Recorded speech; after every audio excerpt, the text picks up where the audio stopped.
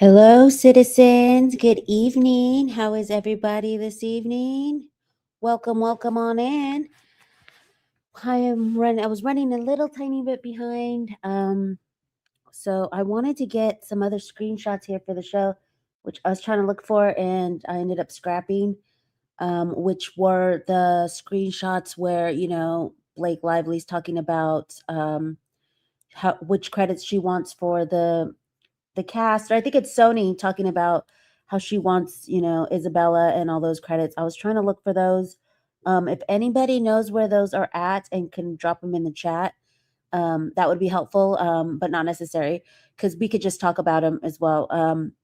So I know that Lauren, I saw in the chat, is going on in 30 minutes. Feel free to go over to her stream. Please support your content creators, especially Lauren. She has a lot of MSJ content for she was at the hearing. That's the motion for summary judgment content. She actually went to the hearing. I'm not sure what she's doing tonight, but for sure, go support her. Come back, be part of Replay Crew. This isn't going to be like a episode full of tea per se, as far as the Blake Lively, Justin Baldoni. This is kind of just like a little passion project for me because it was inspired by a couple things. One of my viewers, shout out to him, he sent me a little clip from, I guess he was watching True Lies. And he saw this clip about credits and it reminded him of the PGA credit and he sent it over to me. So the first half, when we're talking about credits, is inspired by him. And then the second half regarding the intimacy in film and what what precedents might be set after the judge rules on the MSJ in regards to intimacy in film, that was inspired by Same Girl, Different Time. So we'll get into it. So it's going to be two halves of the show. We're going to be discussing, the show's called Film Credits and Creative Control, Intimacy in Film, President Setting Decisions, Baldoni versus Lively. So thank you all for coming. Thank you. Christina is here. And we actually have a new member. Shout out to CMBBY, has become a YouTube member. So I appreciate that. You can become a member up at the top. You can hit join. You can also just subscribe, hit that bell. You can subscribe, you'll get notifications. Actually, when you hit the bell, go to all notifications so that way you get everything. Sometimes some people won't get the notifications if you're just under personalized. So make sure you hit all on that. And yeah, we're going to have a great show today. So welcome everybody. Let's hey mommy, she's saying hey. And yes, Khaleesi, thank you. It's free to like and subscribe. Hit that like button while you're watching, and then when you are done watching, we'll have a word. I'll think of something that we can comment at the end of the film or at the end of the stream. I usually say, if you watch it all the way to the end, comment this, because the comments also help the algo. So we're gonna get right into it. It's such a fun show. I had so much fun putting it together, and one of my Roman empires was like, what is this whole PGA credit fight about? Like, what's credits? And I learned so much. I also watched the It Ends With Us film, which people were like, oh my gosh, I've actually watched it 3 times now because I've been trying to clock different things in it. But I did end up screenshotting the credits at the end that will better help explain what was going on with the credits and who was where and all that stuff. So I think we should start off with that, the end credits of It Ends With Us, kind of to give you guys kind of feel for what the credits look like at the end of the movie. And then we're going to go into the history of credits and the individual PGA credit, the film by credit, and the introducing credit that Isabella got. Now I want to ask you guys, when y'all are watching this, to let me know, do you think Brandon Sklenar is also included in the introducing? Because you guys will see it says introducing Isabela Ferrer, and then it says and Brandon Sklenar. Now, I don't know if it's just he got added at the end there as just a regular credit, or if he was also introduced. And we'll take a look at the actual PGA letter portion. It only says Isabella, but I said earlier in my stream this morning that I thought it was giving to Brandon. But then I was like, well, maybe not, because it's after Isabella, but it doesn't have introducing. But I wonder if it's supposed to say introducing Isabela Ferrer and Brandon Sklenar, as in they both have the introducing mark. So you guys can tell me what you think, whether his is just normal or regular. Also, while you're reading this, remember she wanted to move the kids up. When she says when Sony said the kids, they meant Alex and Isabella, who played young Lily and young Atlas. And she wanted to move her credit before Alex, Sachs, and Jamie Heath as well. So keep that in mind. So I'm just going to go ahead and pull this up. We're going to add that to this.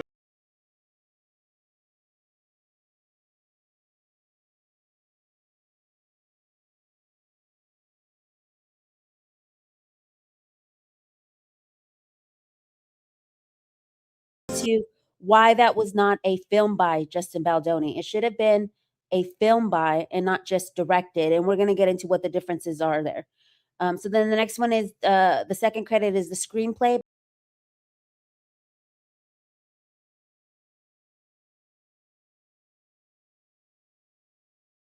Hoover. So it goes Baldoni, then the screenplay, and then the author prior to the PGA credit. So that is why when I do my episode on the Dance Moms, if you guys have not watched my morning episode, go give it a watch. It is 2 hours long, but you can always pause it. It was such a great show. And we discussed a ton of things on the MSJ hearing stuff. We also had Carol from Docket Updates, which was really cool. But at the end, I was telling y'all that I'm going to do an episode. The thumbnail is going to be really cute. Remember how Blake Lively said that Ryan and them were her dance moms or whatever? I thought it'd be funny to have Blake Lively as Abby Lee Miller and doing a pyramid as to like who rode for her the best during this whole time. And I had right now I have Ryan Reynolds at the top of the pyramid, but the two that I have right below him, and this is kind of a spoiler alert. You guys are getting a sneak peek because the fun part of it is just to unveil each one. But you guys are kind of getting a sneak peek because I just can't keep nothing to myself. But in the second row, I had Taylor Swift and then Colleen Hoover. And I remember one of my friends that I was talking to about it while I was building it. She's like, "Wait, Colleen Hoover would be way up there? Did she do a lot for Blake? Was she that important? Was her role that important?" And yeah, she was the one with the most power,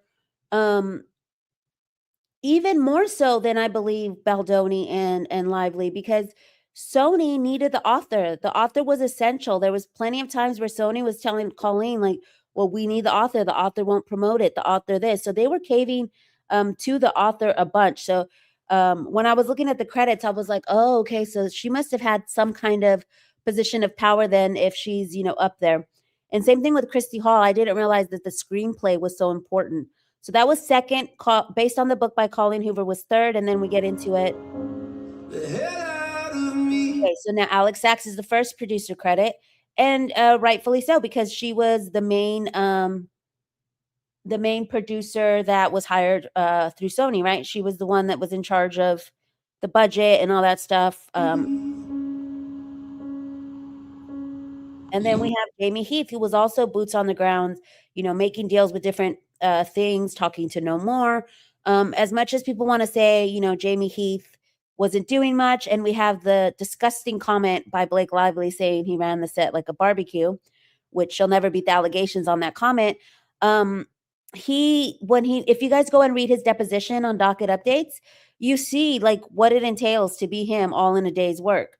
And he was alongside Baldoni producing this throughout 5 years before Blake even came on, and before Alex even came on. So I don't know if maybe Jamie should be before Alex or not, but you guys can let me know in the comments what y'all think.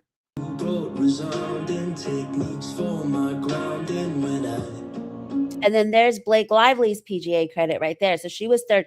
And like I said, she wanted to go before Justin and Alex. So they kind of pumped the brakes on her a bit.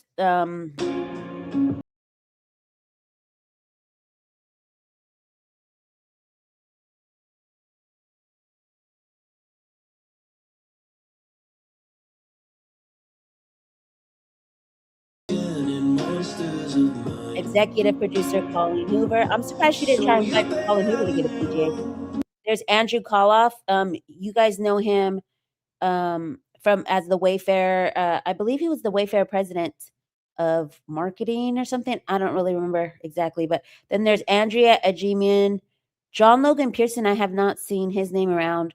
Andrea, I believe I saw her name in some of the text messages. She was a Sony person, or maybe she was Wayfair, but I believe I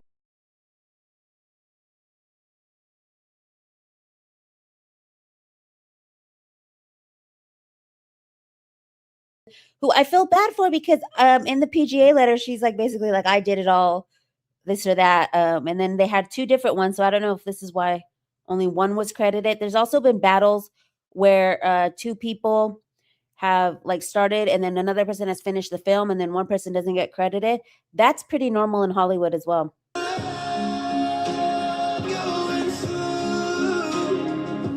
So now here is the starring credit. So Blake obviously decided she wanted to go first. There's Justin. There's Jenny Slate as third, which is, I mean, I guess she was the most known out of the cast.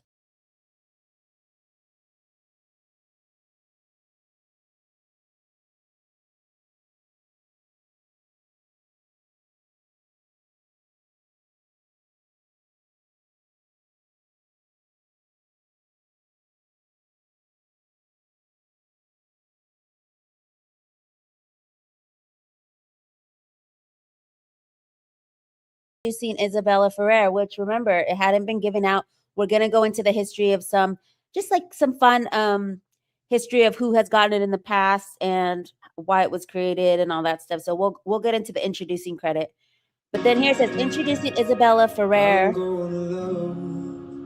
and Brandon Sklenar. So I'm like, is that part of the introducing credit or is that just the and Brandon Sklenar? So I wasn't able to sleuth it all out. I wanted to sleuth this part or at least ask ChatGPT if it but I didn't get a chance to. Like I said, I was kind of scrambling here at the end to finish up the show because I was working on that huge MSJ show that we had this morning. And again, if you haven't watched it, give it a watch. It was really really fun, well put together. I was super proud of it, and we had a ton of viewers over there. So, yeah, I wasn't able to salute that. So then it's in Brandon Sklenar, and then I think we have the companies here up next. Oh no, this is the casting. Which side note, we are now having Oscars for casting directors or casting. The casting people now have a chance to win an Oscar as of 2026.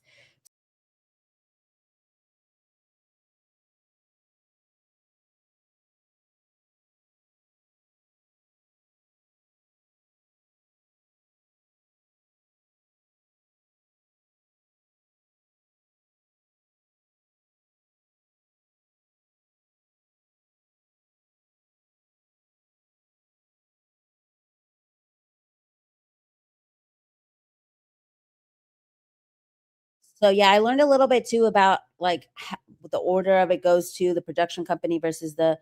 So it was Columbia. Sorry, music is too loud. Okay, well that's the end of that music.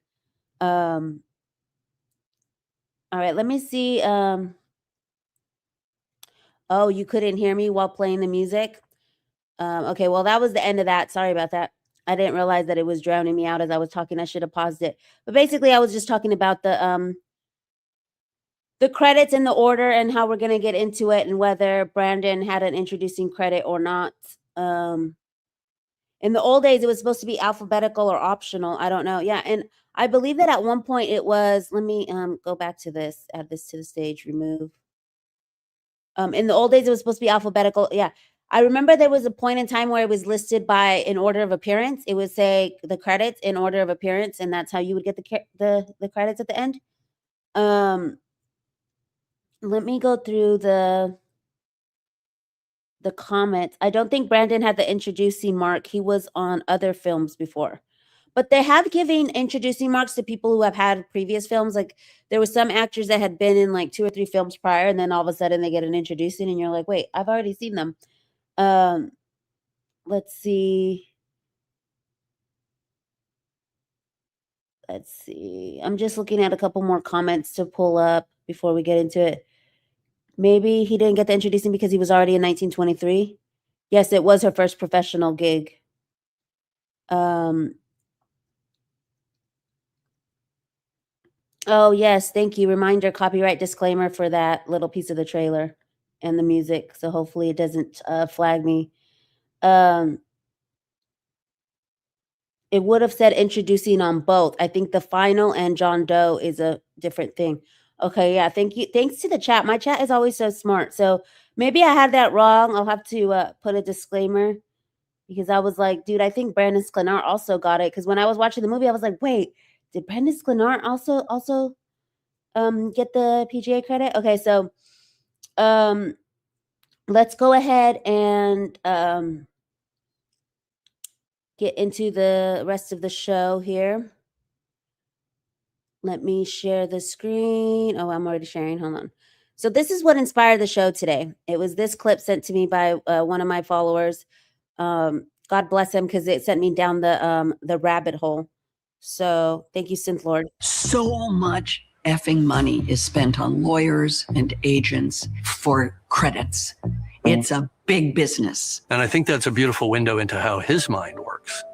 So it was just that little clip about how so much money is spent on credits and why it's so important for them to get credit. So we're going to get into why the credits are important. And here it is. Blake Lively branded terrorist over onset demands, which was a lot of the stuff to get the PGA mark. And Docket Updates has a side-by-side, which we're going to get into. But let's first get into some of this history, okay? So here we go. This is a little screenshot from Winter Soldier, Captain America. It says Kevin Feige and then .pga. The Producers Guild of America represents television, film, and new media producers. Originally formed as the Screen Producers Guild in 1950, the union has since merged with the Television Producers Guild and American Association of Producers. The PGA celebrates with the Producers Guild Award, originally called the Golden Laurel Awards. The PGA first introduced the post-nominal letters in 2012, allowing approved producers to add this designation. Unlike other societies and organizations, the mark does not indicate membership into the Producers Guild. It only certifies that a producer performed a major portion of the producing on a given motion picture. The mark is licensed on a film-by-film basis, meaning any producer who has previously used the mark is not automatically able to continue that designation in future projects. And then we have this. The producer's mark was established in 2012 to distinguish active hands-on producers from those receiving nominal credits. Developed to curb the misuse of produced by credits, this voluntary certification indicates that a producer performed a majority of the film's production duties, verified through a rigorous independent vetting process. It says key foundations of the PGA mark. Purpose: created to provide credibility and transparency to the produced by credit, ensuring it represents the actual work rather than just financial or contractual roles. So obviously, the vanity credit, the, executive producers that either just, throw in money or, ask for it. A lot of actors just ask for it. Like, yeah, I'll do the movie, but I want a producer credit. And then, don't do the work. The thing with Blake Lively is that she may have done the work because it seems like she didn't sleep and was doing everybody's job. But that the thing was that nobody really asked her to, and it affected the work environment because people were getting fired, people were getting replaced. It created a lot of turmoil. So we'll get into it. But officially introduced in 2012, with Lawless being one of the first films to feature it. The lowercase PGA initials signify that the producer passed a strict voluntary vetting process, which is recognized by major studios and used by award bodies like the Academy of Motion Pictures, Arts, and Science. And this is also why a PGA mark and all that stuff sometimes is, there's negotiations and all this stuff over these producer credits, because it's not just, like aesthetic or, having the PGA. It's also because it leads to awards. Having that PGA mark leaves you basically you can get awards because you have that mark. Eligible, that's the word I'm looking for. Leaves you eligible for the awards. Adoption. Within a year of its 2012 launch, all major Hollywood studios, including Disney, Paramount, Warner Brothers, Sony, Fox, Universal, adopted the certification process. It's not a membership marker. The mark does not indicate membership in the Producers Guild. So we kind of need that from over there. Then at another little screenshot, it says, producer credits were getting too nebulous, so the PGA now requires producers who want to be eligible for major awards to submit to auditing to determine whether they actually produced the project or whether they were getting vanity credits. The actual producers eligible for the Academy Award have PGA behind their name. This isn't applicable to the unions as they already have rules about who is credited. And so when you're talking about award shows and all this, this is the infamous picture that started it all. This is the Shakespeare in Love Oscars. And there is Harvey Weinstein. Is it I don't know why I'm having trouble saying it. Harvey Weinstein. And when they went to go accept the award, 5 producers went up on the stage.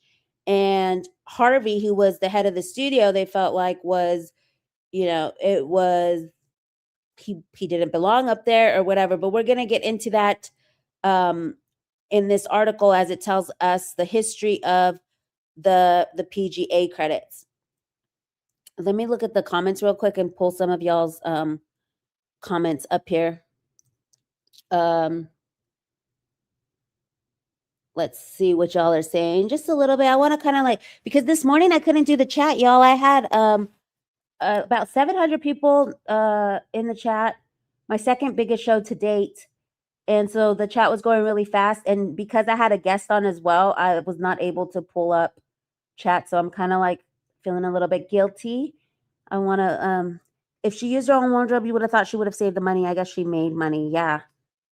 Somebody did the research on that, and it's called a loan out, and then they pay it back once you loan it out or something. Let's see what else is over here. Yes, she was 400K over budget. Hello, Mitts. If you guys are just coming in, hit that like, and if you're not subscribed yet, hit that subscribe. Okay, let's see. Anna Kendrick received top billing on the original A Simple Favor, and reports suggest Blake attempted to change the billing hierarchy for the sequel. Oh, yes. And if you guys remember, that's a good point, Amaya. I love my chat and how they're just super smart when they know all these little fun facts. Another one to add on to that is, remember the poster for A Simple Favor 2? That her name was a little bit higher on the poster? And that stuff does matter.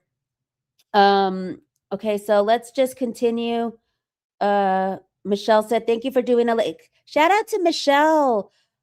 She is over there on Popcorn Planet, and she helps out produce the show over there. So love her. And yes, I'm excited about a night stream too, because they're kind of you can settle more into it. Even though my morning streams I've been going over. Usually it's just an hour show, but with all the stuff in the MSJ, I have to go over. But thank you so much, Michelle. Such a huge supporter, along with It's Kim and Andy, have always supported my small channel, and I appreciate everything they do. So thank you. Yeah, it's so much fun. Okay, so let's go ahead and read this article and get into the history, because this is where it gets spicy. Okay, Producers Mark introduced to help keep credits honest. The January 26th gala will celebrate the Guild's new distinction, which should allow some studios to avoid hanger-ons. Cough, cough. It was Harvey Weinstein.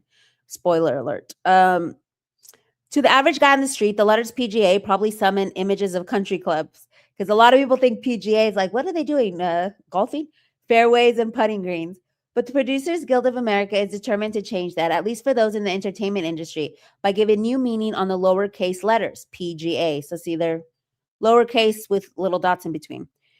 When PGA, known as the Producer's Mark, and you guys, when they said the Producer's Mark and the PGA mark, now I'm thinking, I'm wondering if when Isabella and Blake were talking about how the director and the mark, her mole or whatever, I wonder if that story was even true, or if it was just SEO, so that would come up if people Googled the mark. This is tinfoil theory. I was just thinking about that when I saw it said, they call it the Producer's Mark. And I just remembered when Isabella's yeah, my director was what is the mark? Talking about her mole. So I don't know if that's true or not, but in my head, my tinfoil theory was it was for that, the story never happened. It signifies that the producers designated actually did the work of producing the movie on screen. The mark began appearing in film credits for the first time this fall on such titles as The Weinstein Co's Lawless and Silver Linings Playbook. By November, several studios, Universal, Sony, and Fox, had agreed to adopt the practice. DreamWorks Animation came on board, and as the new year began, DreamWorks had joined as well. While the companies involved have agreed to participate in the process, the mark itself is added to a film only when an individual producer voluntarily requests it and offers evidence of his work. We feel really good about it. We've reached a critical mass, says Vance Van Peeten, National Executive Director of the PGA, which holds its annual awards dinner January 26th in Beverly Hills. The initial agreement took some time to negotiate, but now they seem to be coming rapidly one after the other. The PGA is a trade organization representing more than 5,000 producers in film and TV. It long has sought to raise the status of working producers by insisting that their contributions to a film receive proper credit. In the PGA's view, the widespread practice of just rewarding everyone from financiers to business managers with producer credits has diluted the meaning of the term. Those producers who actually develop the project, spend the time on the set, shepherd their finished films through marketing and into distribution, have been looking for a way to restore the meaning of the title of producer. To that end, the PGA in 2004 had set up a code of credits, which outlines the roles that a producer plays on a movie. It's that code that the PGA refers to when it decides which producers have done enough work on a project to claim credit on a film nominated for one of its PGA awards. Since 2005, the Academy of Motion Pictures, Arts and Science also has followed the PGA's lead and used its credit determination to decide which producers are eligible to go on stage and claim an Academy Award for Best Picture should they win. And this is because of this. So we're going to get into the history. So basically, it all started because of Harvey. The Academy decided to get stricter about producing credits after Shakespeare in Love was named Best Picture in 1999, and 5 producers, including Harvey Weinstein, whose Miramax Films produced the film, crowded onto the stage. Ironically, Weinstein has been among the first to adopt the producer's mark on films released through his Weinstein Company. Also note that this was the year that Saving Private Ryan got snubbed for Best Picture, and there was chatter that Harvey Weinstein, ran kind of like a bullying / slave labor campaign. He had his actors, up early doing radio interviews like go, go, go, no breaks. Allegedly, I don't have my bar right now, but allegedly there was that controversy, little rumor also. It says Harvey has been great support from the get-go. He feels he was unfairly accused of starting the mess with Shakespeare in Love, but he's been in the forefront of supporting honest producing credits. Going forward, Van Petten predicts that the producer's mark, championed by PGA President Mark Gordon and President on leave Hawk Koch, should become a commonplace practice within the industry. So this was 2013. The Shakespeare in Love stuff happened in 2012. That's a little bit of the history of it. And then we're going to get into what are some other famous feuds over the PGA mark, historical feuds. So we have this one, which is Dana Burnett on 50 Shades Darker battle with PGA. It's about the principle, he says. And this was sometime in, let me see, what year is this? 2016. So 3 years after it was established, there was this little fight over the PGA mark. It says they spoke with Dana Brunetti this morning about the PGA's failure to grant him the mark. And he told us, I really don't care about the mark on this movie. It's about the principle, particularly in regards to my past experience with the PGA and what I've seen happen to other producers. PGA's ruling on Brunetti's mark is quite premature, as the org typically assesses to which degree the producer has been involved in the marketing and post-production of a movie. And so again, marketing and post-production, that's why she wanted to do post and editing.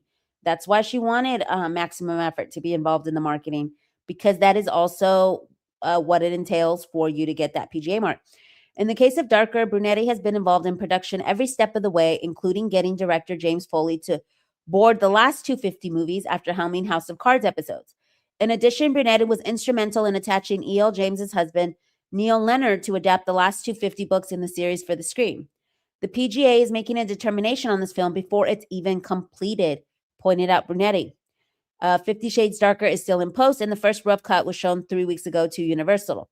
Insiders close to 50 Shades Darker tell us that Brunetti was involved predominantly more on the sequel than other credited producers were on previous films where he has shared credit. He further shared his frustrations he's had with PGA over marks in the past for Captain Phillips and The Social Network. It's a complete upset for a producer who constantly has his boots on the ground, not just with 50, but also with his Netflix series House of Cards. The Social Network began with Michael DeLuca and Brunetti after meeting with Facebook co-founder Eduardo Saverin, and despite that they still had to appeal and fight for their PGA marks, And despite that, they still had to appeal. Scott Rudin feasibly received his despite boarding after DeLuca and Brunetti. Initially, Brunetti was granted a PGA mark after the appeal and DeLuca wasn't, but ultimately in the end, PGA granted him one. Similar scenarios prevailed with Captain Phillips, with the project starting with Brunetti. He literally flew to Vermont to get Captain Richard Phillips and take him to Sony so that they could land his life rights. Ultimately, AMPAs recognized both Brunetti and DeLuca for both titles at the 2014 Oscars. So this is where he goes in on them. They're not a real guild, and their only power in my opinion is arbitrating credits, and they become overzealous in how they do it. The WGA, DGA, and SAG all protect their members. A writer gets paid on projects all the time, whether a project gets made or not. A producer does not. Producers don't get paid unless a project gets made, and there's multiple times where I've committed to and prepared films that just haven't moved forward, said Brunetti. Where's my guild to protect me then? The first person who gets knocked down when a production moves forward is the producer on their fees. That doesn't happen to writers or directors or actors. They have minimums to get paid. Brunetti has had to defer his fees sometimes on independent movies or sometimes doesn't receive payment at all on them. And in such cases, the PGA has never come to the rescue in regards to setting minimums because they're not a union. So we're staying on the PGA's neck here on this article because it seems like he's feeling a little slighted. Further to the point, it's not that the PGA who determines these producer credits, but rather the studios. The org has a 42-point process, which we're going to detail. Docket updates was, again, I can't say enough great things about them. Check them out on our morning show. But they did, I believe it was Carol from Docket Updates alongside Bocce Gohawks that did a side-by-side of these 42 points along with the 17-point list that Blake Lively, her grievances, and how they kind of align to what she needed to do to get that PGA mark. So we'll get into that. But so they survey a number of below-the-line production people and those in development in ruling who was awarded the PGA mark, hence why she needed all those letters. The PGA evaluates producers' marks even if it's a sequel as individual respective cases, meaning Brunetti could conceivably be reevaluated and receive one in 50 Shades Free, should he decide to submit. Submitting for the PGA mark is voluntary on a producer's behalf. One insider tells us that the PGA's refusal to grant a mark to Brunetti doesn't stem from the fact that he is a studio production chief at Relativity. And then it's an update on the article. Last night, informing the Producers Guild of America, he was informed that they pulled his producing mark. Only Michael DeLuca and 50 Shades author E.L. James will be producers with the PGA mark on the new film. Brunetti is still credited as a producer. He just doesn't have the mark, which is an awards consideration scenario for the film. So he wasn't eligible for an award without that PGA. So it goes on to say that originally he did have the PGA mark in other movies. Brunetti published the PGA's letter on Facebook that read, the panel determined after careful consideration that while Dana Brunetti made significant contributions to the production of this film, the evidence does not support a finding that he himself performed a major portion. And so he was sharing stuff on Facebook. And he's like, this is a joke. It says, I can't say I'm surprised. Frankly, as I told you then, I don't care about the mark, but know beyond that your organization, again, is wrong. I'm going to use this as a platform to rally against the Producers Guild with a vengeance. This is the last straw with me of my guild screwing me over. Your purpose is to protect me, yet continue. You have done the opposite and caused me grief and stress. And obviously this PGA mark caused Baldoni tons of grief and stress because she really wanted it. And let's remember that she basically says it's the most important thing to me. And then we have, let me look at the chat real quick and see what y'all are saying. Oh, I didn't pull down the comments. Sorry. So y'all couldn't read along. Let me make myself smaller too, so y'all can see the screen bigger. Let's see. What are y'all saying? Someone mentioned that the PGA list included as some of the requirements hiring and firing, and that's why she fired that first AD. I have no proof of what I'm just saying. Yes, I heard that too, that could have been why. And that's why she was hiring, new people, because it's firing and hiring. That's why she wanted to be part of the casting process too. It says, get your own production company. Geez. That's so funny. Okay. So let me just move it along here as we get into, let me hide that comment. The Vin Diesel of it all. So this is the other one that I found. Slow and Furious, inside Vin Diesel's long battle for street cred at the Producers Guild. He's been mired in a years-long struggle for an illustrious credit for the Productions Guild of America for his contributions to the billion-dollar Fast and the Furious movie franchise, numerous sources tell Variety. A cryptic Sunday night Instagram post from Diesel about mitigating a war. So that's why I was saying that these credits, you guys, as we saw Jamie Lee Curtis say, this is negotiators and lawyers, and it's a whole process. It's literally like its own Hollywood mini court just for credit. So that's why, Sony was involved and everybody's like trying to, the lawyers get involved. Obviously we saw some of those text messages in the very beginning or emails where it said that, we have to allude because we don't really get context prior, but it comes in with Baldoni and Blake talking to each other where Blake's apologizing for how our people may have acted in negotiations. And he's kind of saying like, I have no problem like giving you this producer stuff. Because basically what they had told her was that we'll give you an executive producer credit, but let's play it by ear on whether you get the producer credit or not. And this was not even a PGA. This is just like, let's just play it by ear. And so she's saying like, Jamie promised it to me. But if you look at the text and the emails, and that's what I wanted to have all my receipts up with these conversations, but they were so hard to find in all the docket drops. So maybe I'll end up maybe posting those in the community if I find them. But you can see clearly that Jamie's kind of going back and forth, like, we'll see how she does. Nothing was promised or whatever. So here he says mitigating a war. So it's literally like a credits war for all this stuff. With the PGA Trade Association representing film and TV producers. It's only the latest round in a fight that has ensnared the likes of NBC Universal Vice Chairman Ron Meyer and added to a long history of family drama in the high-flying action films. The struggle boils down to Diesel's desire for the Producers Guild of America's mark of distinction, an addendum to a film credit that signifies to the industry and to audiences that a producer has been verified as being a substantial contributor in the making of the movie. He's attempted to receive the mark for nearly every film in the Fast series, sources said, which have grossed over $5.9 billion worldwide to date. He has consistently been denied and sought appeals, which have turned ugly. In his Sunday post, Diesel called the group the Prejudice Guild of America. Diesel also said the war in question was between Universal Pictures, the studio home of Fast, and the PGA. Individuals familiar with Universal disputed this, saying it was entirely Diesel's beef. The actor has since removed the attack on the guild from the caption on his Instagram account. A rep for Diesel did not return comment.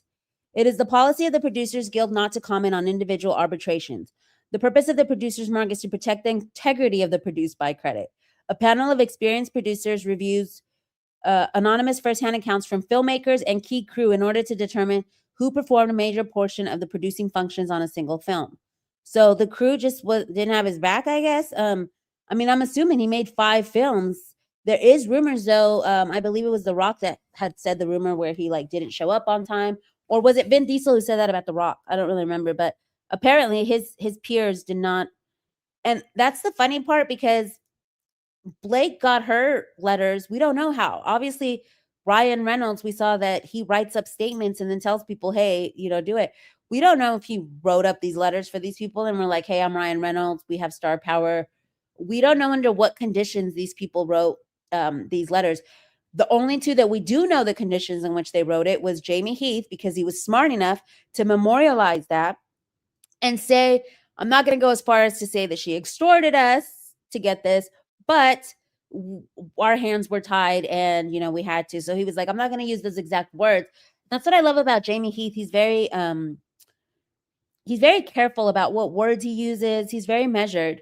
But yeah, he memorialized that by sending it off to his lawyer saying this is just to memorialize the fact that we didn't want to send that PGA letter. It says Diesel has many powerful friends appeal directly to the PGA, said 3 insiders familiar with the calls, including Meyer.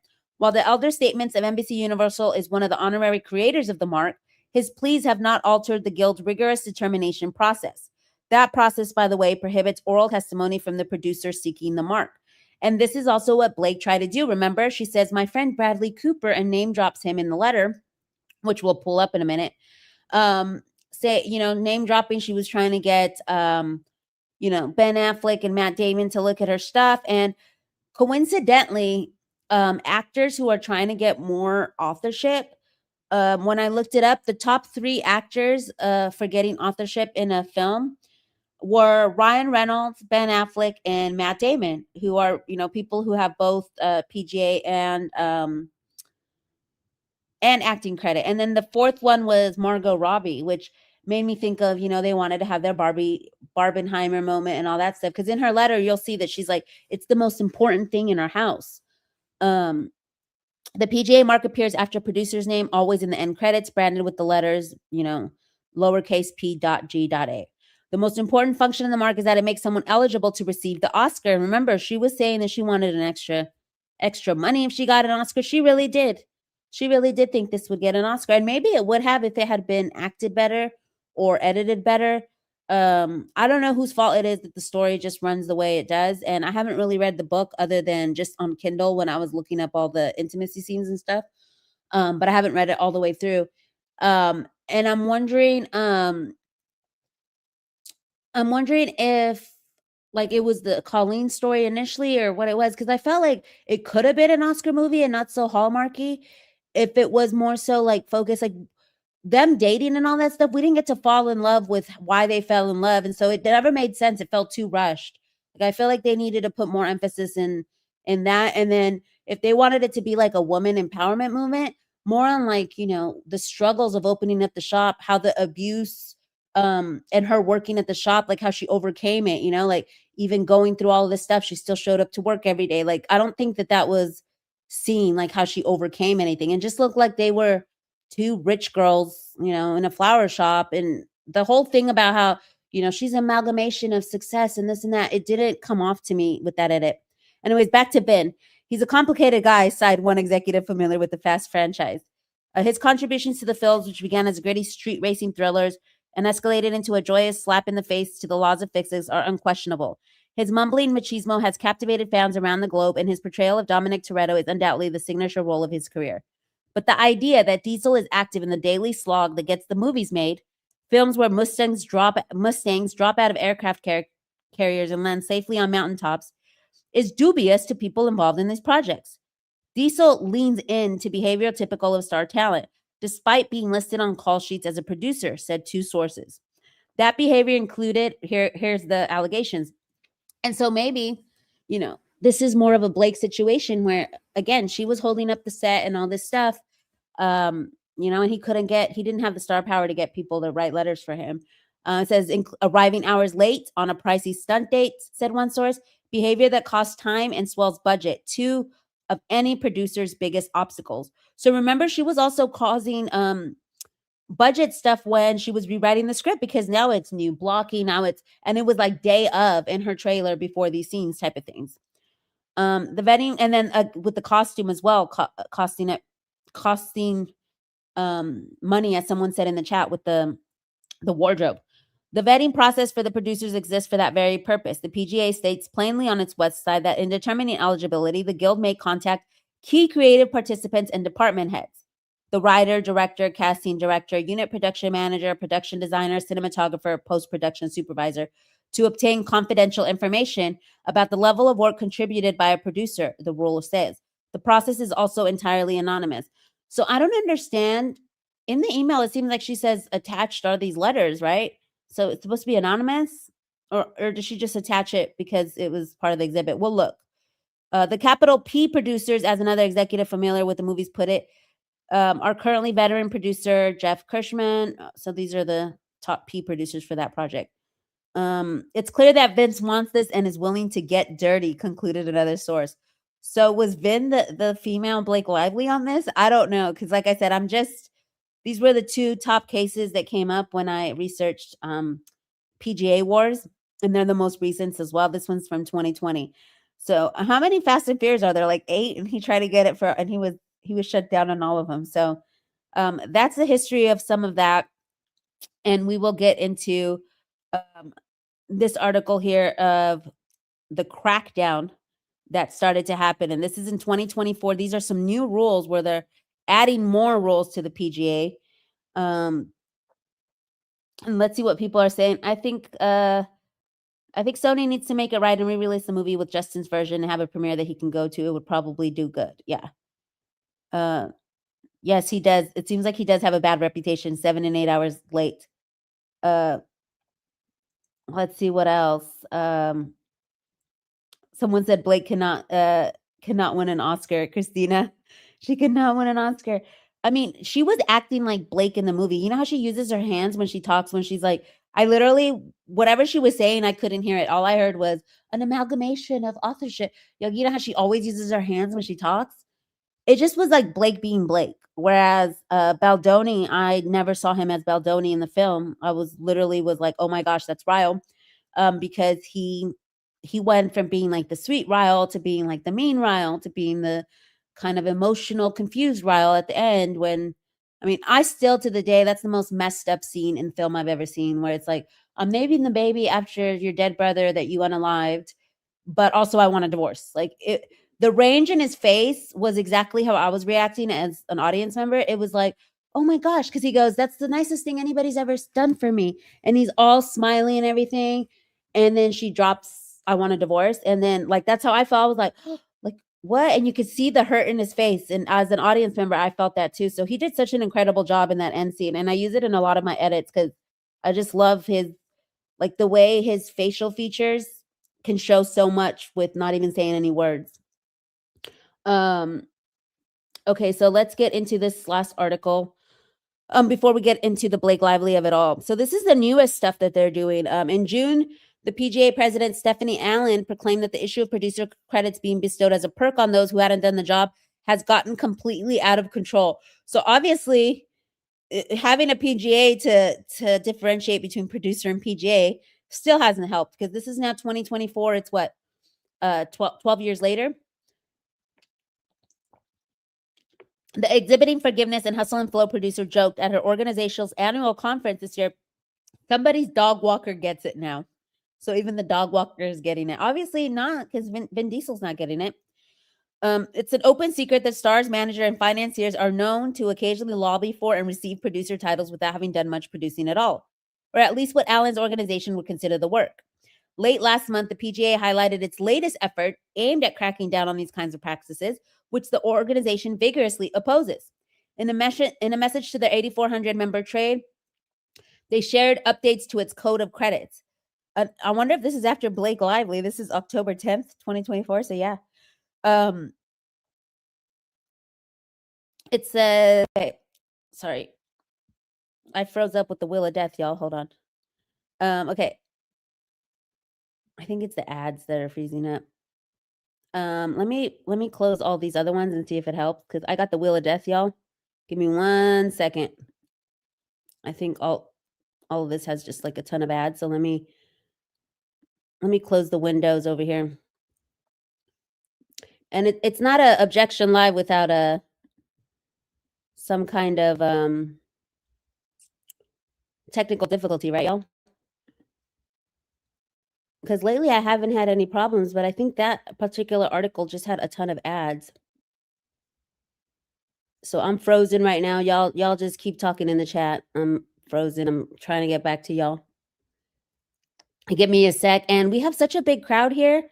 So thank you so much for joining us on this episode. I wasn't thinking there'd be a big crowd because it wasn't, tea. But I guess in a sense it is some tea. It's some behind the scenes Hollywood tea, right? So here we go. Here we go. It felt like there was energy behind producers wanting to be in the driver's seat and articulate what it is that they do, explains PGA National Executive Director Michelle Bird of the impetus behind the updated and expanded code of credits. We were hearing regularly from our members, people don't understand what we do. We are consistently trying to defend our credits. The endeavors represent PGA's latest party in a long-running battle against credit creep. So that's what they call it. They call it credit creep. The group has revised its PGA mark on an ongoing basis since the certification was first unveiled in 2012 on films like Lawless and Silver Linings Playbook, to distinguish producers who make significant contributions from everyone else. This year, more than 70 people took part in updating the rules. It's an evergreen document, explains PGA CEO Susan Sprung.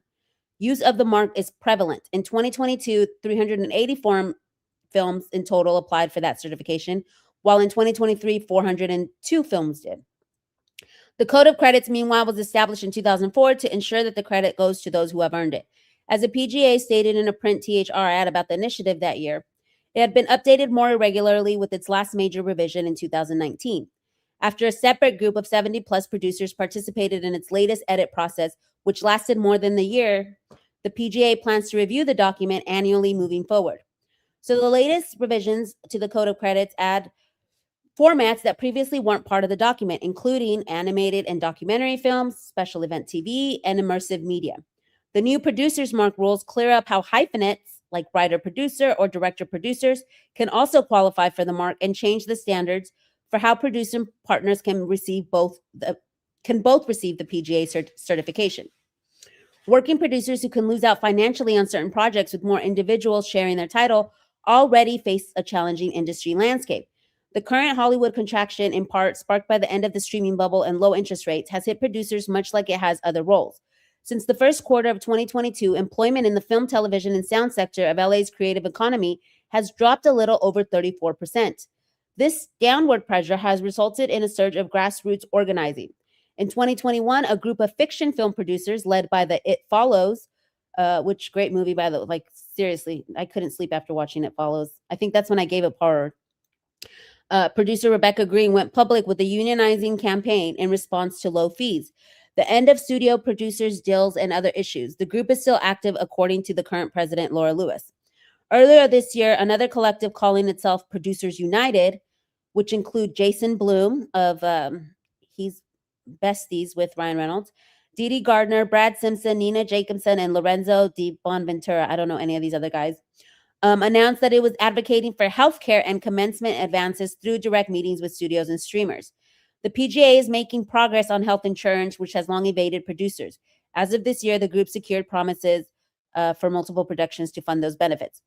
Sprung maintains that the PGA's latest credit work was not spurred by this recent activity. This is all work that we just do on an ongoing basis. He's like, this isn't because of Blake Lively and the PGA credit drama. Sorry, I don't know why it keeps doing that. All of our work pre-existed each of these groups. We completely understand why people want to try to help move the needle, and we think that's great. Of course, it's one thing for the PGA to hone these guardrails, but it's another thing to enforce them. The PGA is not a union with contracts with the studios and streamers. One mechanism of leverage it does have is awards consideration. The PGA offers recommendations to the Academy during its determination for which producers can be considered as Best Picture Oscar nominees. A PGA mark also allows a feature film producer to be eligible for the annual Producers Guild of America Awards, considered a bedwetter for the Oscars race. In Sprung's view, there's also other potential benefits, continuously refining what it means to be a producer. The Code of Credits and Producers Mark qualification can serve as a tool so that members can use it in their individual negotiations with companies. And there is value in general education around producers' jobs, she argues, especially now. The combination of the contractions in the industry and the fact that producers don't have the basic protections that other folks have made it more important than ever for us to step up as an advocacy piece. And what I think is crazy is, like, they never considered, obviously everyone's going to find loopholes to try and get it, right? The PGA mark. They never considered something like what some of us think happened in the Blake Lively case, which is setting up scenarios in order for you to be able to do the work,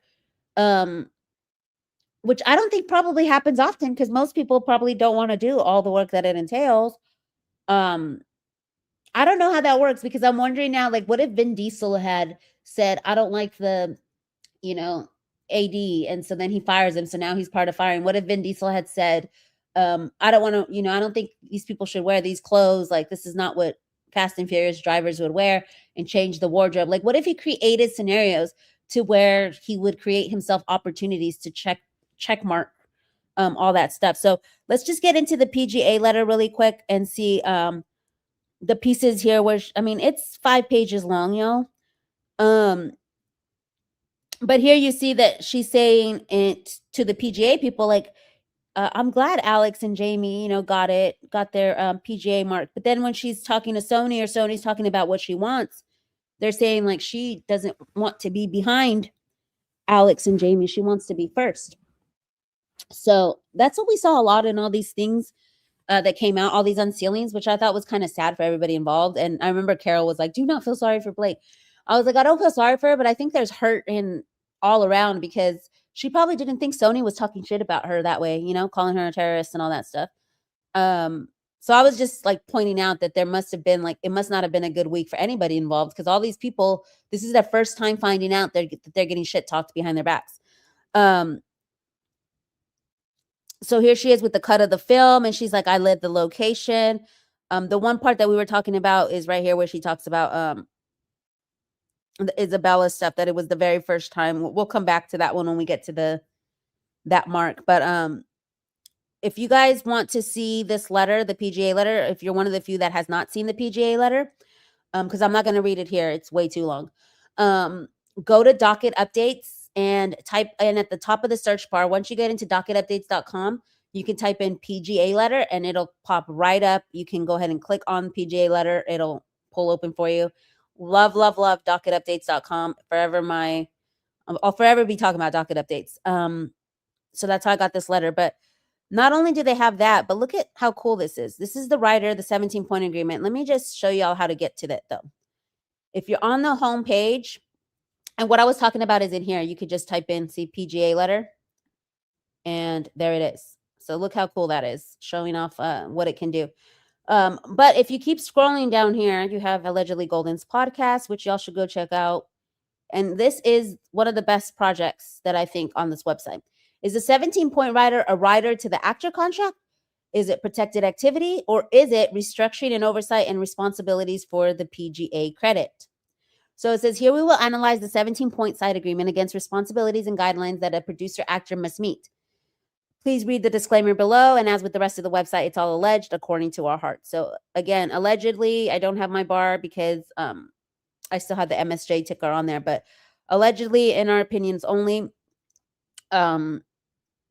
Things to keep in mind. This table is our analysis of how light to strong it aligns with the theory that the 17-point side agreement was a guise to add more oversight and creative control that will later qualify BL to meeting the requirements for the PGA mark. And the first time I ever saw this was Sonit Crafty on TikTok. I saw her like clocking it way back in like early January. For our readers, below is a condensed, simplified summary of the PGA mark requirements. The full PDF can be found at the Producer Guild.org website.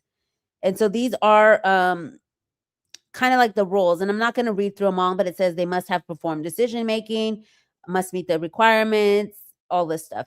So here on the left, you have one that says an intimacy coordinator must be present at all times when BL is on set. Partial alignment. Establishing new on-set protocols for actors can cross into production oversight territory. It's a light alignment. It may also be used to demonstrate involvement in legal decisions.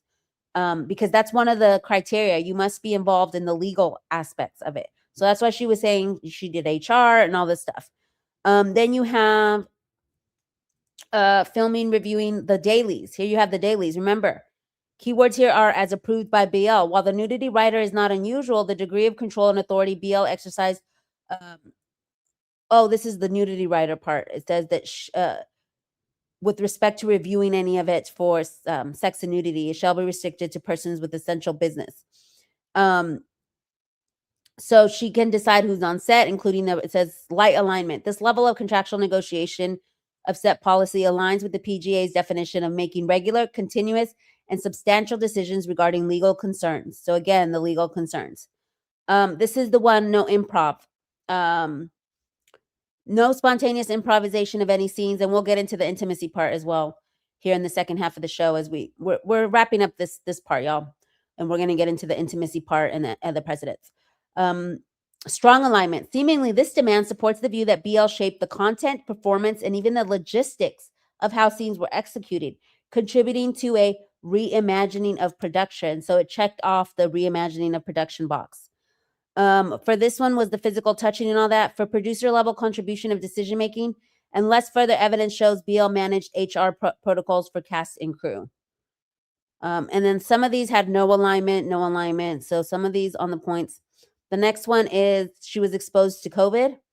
For producer level contribution or decision making, that she basically made it to where, everybody, and the COVID thing is so crazy to me because the protocols for Hollywood had already been, I know there's still some sets that still follow it, COVID protocols, but it wasn't mandatory or anything. For her to get mad and said that they did something illegal or wrong, they clapped back in their reply, basically saying like the COVID stuff was a nothing burger.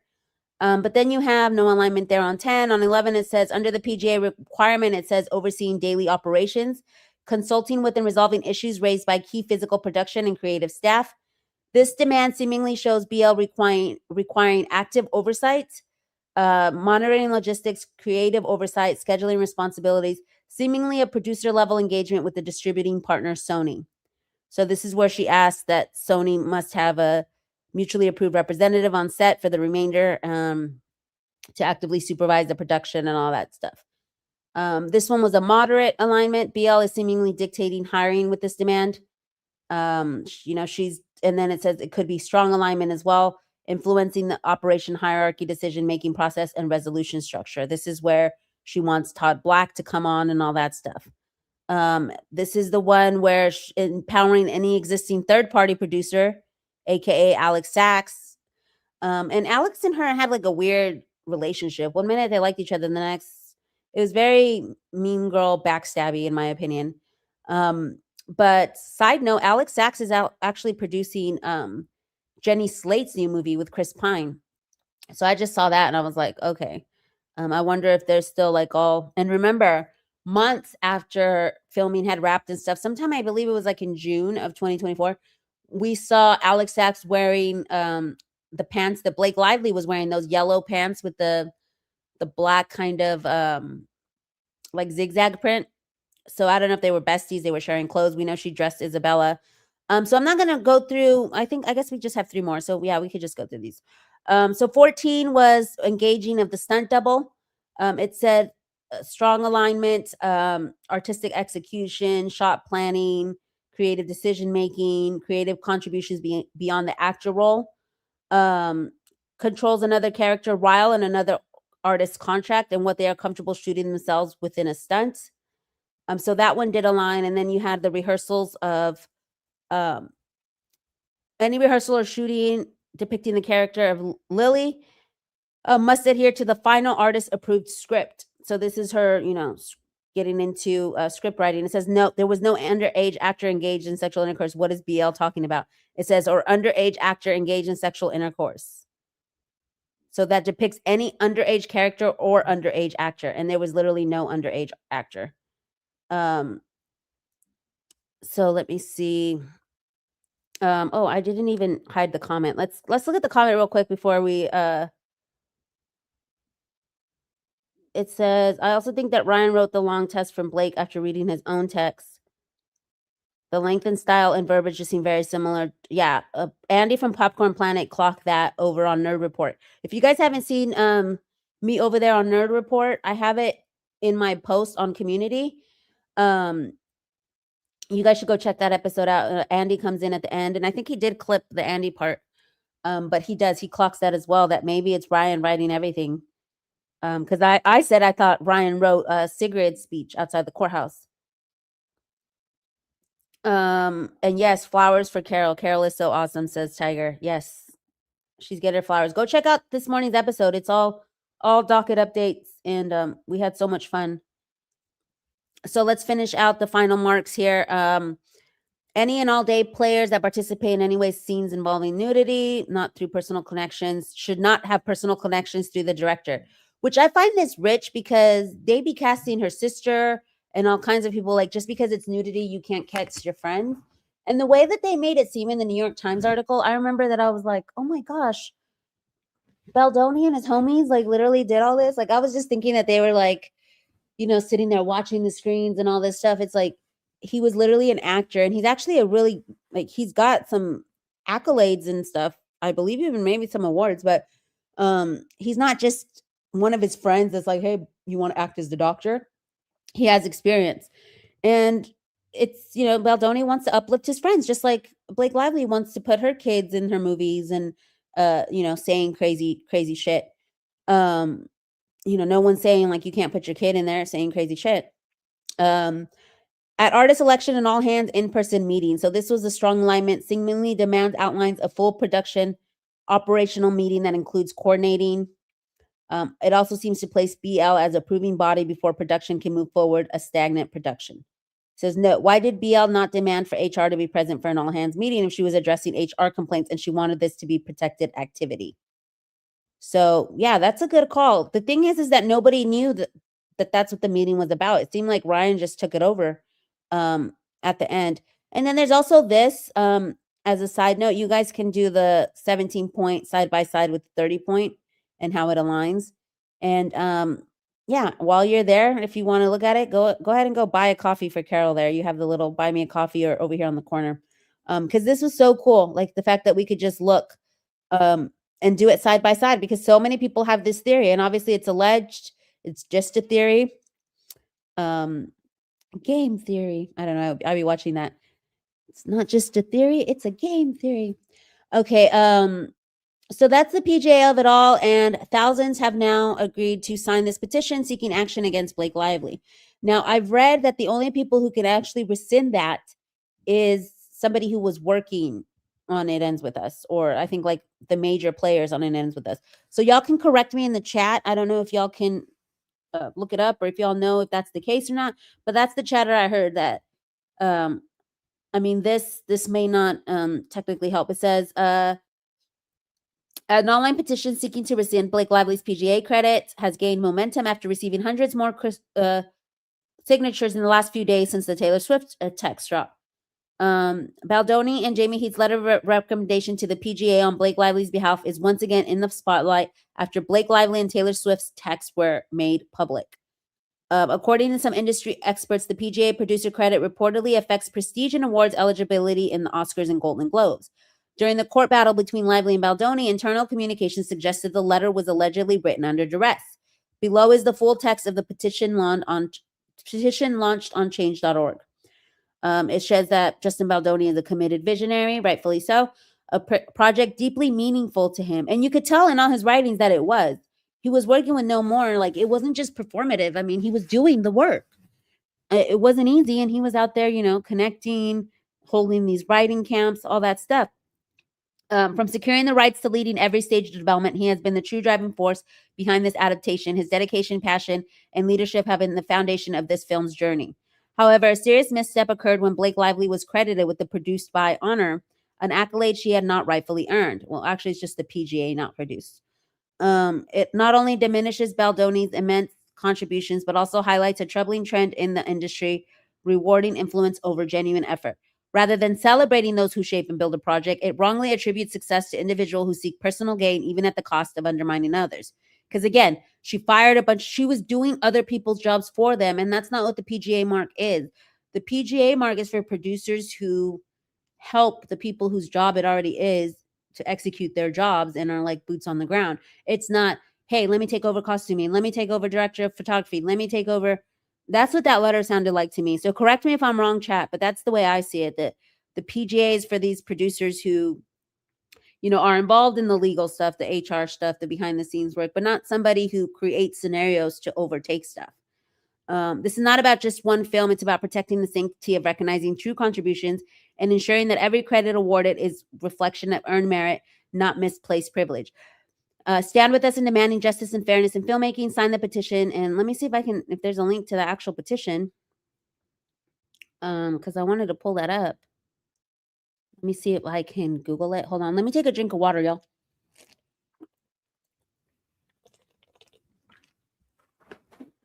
Because I've been doing a lot of talking today. Let me go see PGA. So I guess there's only another one. But yeah, if you guys wanted to drop that in the link below, y'all can. How many petitions against Blake are there? I've signed like 4 petitions. It looks like there's 4 of them. Yeah. Yeah, just do the main one for the PGA. If you want to drop that in the chat, just the main one. And Kenny says she has it on her ex pinned as well. Hey, Kenny. It says, I have been plugging that petition in all the live chats. So yeah, so that's the PGA of it. And then we're going to wrap up the show here with the film buy credit really quickly. We're going to get into that. not only did she get the PGA mark, but she removed the film by credit for Justin Baldoni. So what's the difference between directed by and a film by? This is the more straightforward and common credit given to a director. It simply denotes that the person was responsible for overseeing the artistic and technical aspects of making the film, from working with actors to shaping the visual style and guiding the narrative.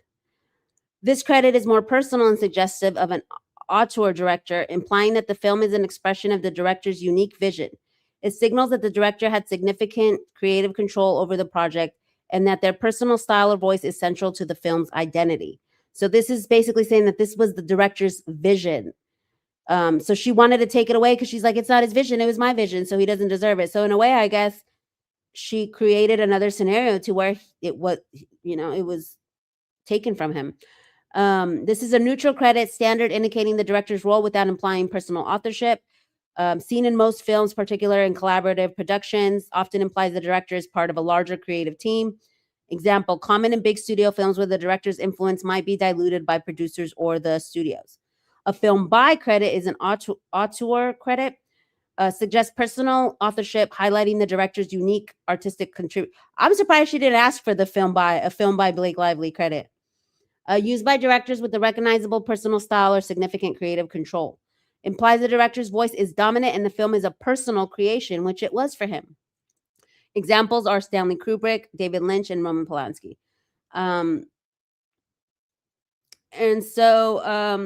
Historically, the film by credit has its roots in the 1970s and 80s European cinema to highlight the director as the artist. The WGA sometimes criticizes a film by for overstating the director's role and minimizing the screenplay's importance, while the Director's Guild supports it as a mark of authority. So this could have been something also like that could have been in the works with Christy Hall. Maybe Christy Hall, who's the writer, didn't feel like, he should have it. Who knows? That's just speculation. It's often negotiated by agents to boost the director's brand or clout, whereas directed by is a standard required credit.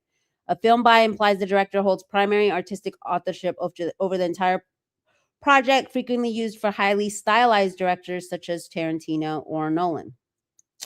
And so then we're going to get into the introducing credit. And it's only been used a couple times, as it said in the letter. Let me go back to the letter. It says, and I hate that she downloaded it in a style where I can't just hit find, but she says that it was only, it has only been given to, where is it? It's only been given by Paramount like a couple times in its 100-year history. Where was it? Is it under production or is it under, or maybe it's post? Right here. I appealed to Columbia Pictures to grant Isabela Ferrer the introducing card, marking only the 6th time they've ever granted in their 100-year history. And so I had pulled up some other instances of the introducing credit, some famous introducing credits. There was Ingrid Bergman in 1939, Paul Newman in 1954, Warren Beatty in 1961, Robert Redford in 1962, Sue Lyon for Lolita in 1962 as well, Peter O'Toole in Lawrence of Arabia, and then Cameron Diaz in The Mask is probably one of the most recent, more famous ones that she got the introducing credit. So that was just some little fun facts. I'm getting that Wheel of Death again. Let me close some windows. This is why Isabela supported. So right here, it says, I appealed. I had it right here, so I didn't have to go back to the letter. So is this why Isabela was supporting Blake? So is this the, quote unquote, alleged quid pro quo that people were trying to find? Because they're like, well, what did Isabela get? And some people said, wardrobe and clothes and clout and all that stuff. But it seems like she also got the presenting by credit. And then so here is on Reddit a bunch of people who have gotten it. There's Cameron Diaz, Robin Wright in The Princess Bride. Don Johnson had one in Machete. Dreamgirls introducing Jennifer Hudson. And let's see if there was any up here. Do the Right Thing introducing Rosie Perez. Roman Holiday has an introducing Audrey Hepburn title card. So those were just some iconic introducing credits that I pulled up. So that's the end of the credits show. We're going to take a quick pause here before we get into the intimacy coordinator portion. How's the chat going? How are y'all doing over here? Let's see. Did y'all enjoy that portion? If you guys want to let me know what you guys thought of that first portion of the show in the chat, whether y'all agree with, is this PGA credit causing more controversy and more or if you're part of replay crew, leave it in the comments. Is the PGA credit now, like, in order to fix something, sometimes it makes it worse? That's what it seems like to me. It's like, okay, now you just created more drama and more like incentive for people to try and, get this. I thought it was really great that Sony came out in documents saying that she had everyone unfollow Justin. I haven't seen that one. Which one is that one? Did they say that? Oh yeah, they did. They were like, this unfollowing thing, it's her own making. And that's what a lot of people kept saying, that it was her own making. It says a film buy was in Justin's contract, Christina says. So yeah, he had that on lock and they took it away. So that's the end of that. I believe Christy Hall was deposed, but I don't believe we have her deposition yet, Michelle. Ladybug says, I could talk and listen to anything to do with this case all day. Well, that's exciting, lady, because I was thinking that I wasn't gonna get I was like, I'll probably have like 18 people in this because it's not tea, it's not anybody, but I want to try and pivot to more movie content now that the Oscars are coming. And I'm such a film buff. I love all this. Like, to me, when Synth Lord had sent me that clip from Jamie Lee Curtis, I was like, oh my gosh, let me go down. And I went down a rabbit hole for like 2 hours. I was like, let me put together the show. I was getting different screenshots and stuff. And it's just so fun because I love film and learning film history and stuff like that. And me and Nerd are supposed to be doing something for the Oscars coming up. So I was hoping that, there'd be more interest in the film side of things so we can pivot into other content that's not Blake versus Justin. But I do enjoy that, like, it's best of both worlds. I get a little bit of Blake and Justin as well as some film stuff. It says, SGC, that is hard. Amber Heard is in third for sure. So it says, interesting takeaway. I have not seen people mention much about today's hearing. So we're going to go back to the MSJ hearing now. So for all the Baldoni Lively, we're getting into the MSJ hearing that just happened. It says, Judge Lyman seemed very concerned by Lively's team's arguments about SH and the implications it could have on the entertainment industry with the creative process. So I'm going to go ahead and pull up. I was also inspired by Justice for BJS. She gave me this little tidbit that I'm going to include at the end of the show with Taylor Kitsch. So if you guys don't follow at Justice for BJS or at Same Girl Different Time over on TikTok, give them a follow. It's Same Girl Different Time, and I believe she also has a YouTube, but she doesn't really post much to it, over on TikTok. And then Justice for BJS over on X. Love those two accounts. They always make me think. They'll post something and then I'll go down a rabbit hole. It says a lot of sexual improv was going on there. He says, wait, you can improvise without consent? Wonder how Taylor feels with Blake Lively's lawyer saying that. It says Taylor Kitsch filming sex scenes with Blake Lively and Savages was very awkward. And we'll get into the improvisation and how when Taylor says that they improv, how that was pretty much scrubbed from the internet, but we have the Wayback Machine. So we're going to get into all that. But let's get into Inner City Press's tweets and see what Judge Lyman actually said. Here it says, could a director direct the female and male lead to touch each other in different ways than the script? Lively's lawyers keep saying, not without consent. There are intimacy coordinators, nudity writers. Judge Lyman says, are you saying they're required by statute? And Lively's lawyer said, there must be consent to touch.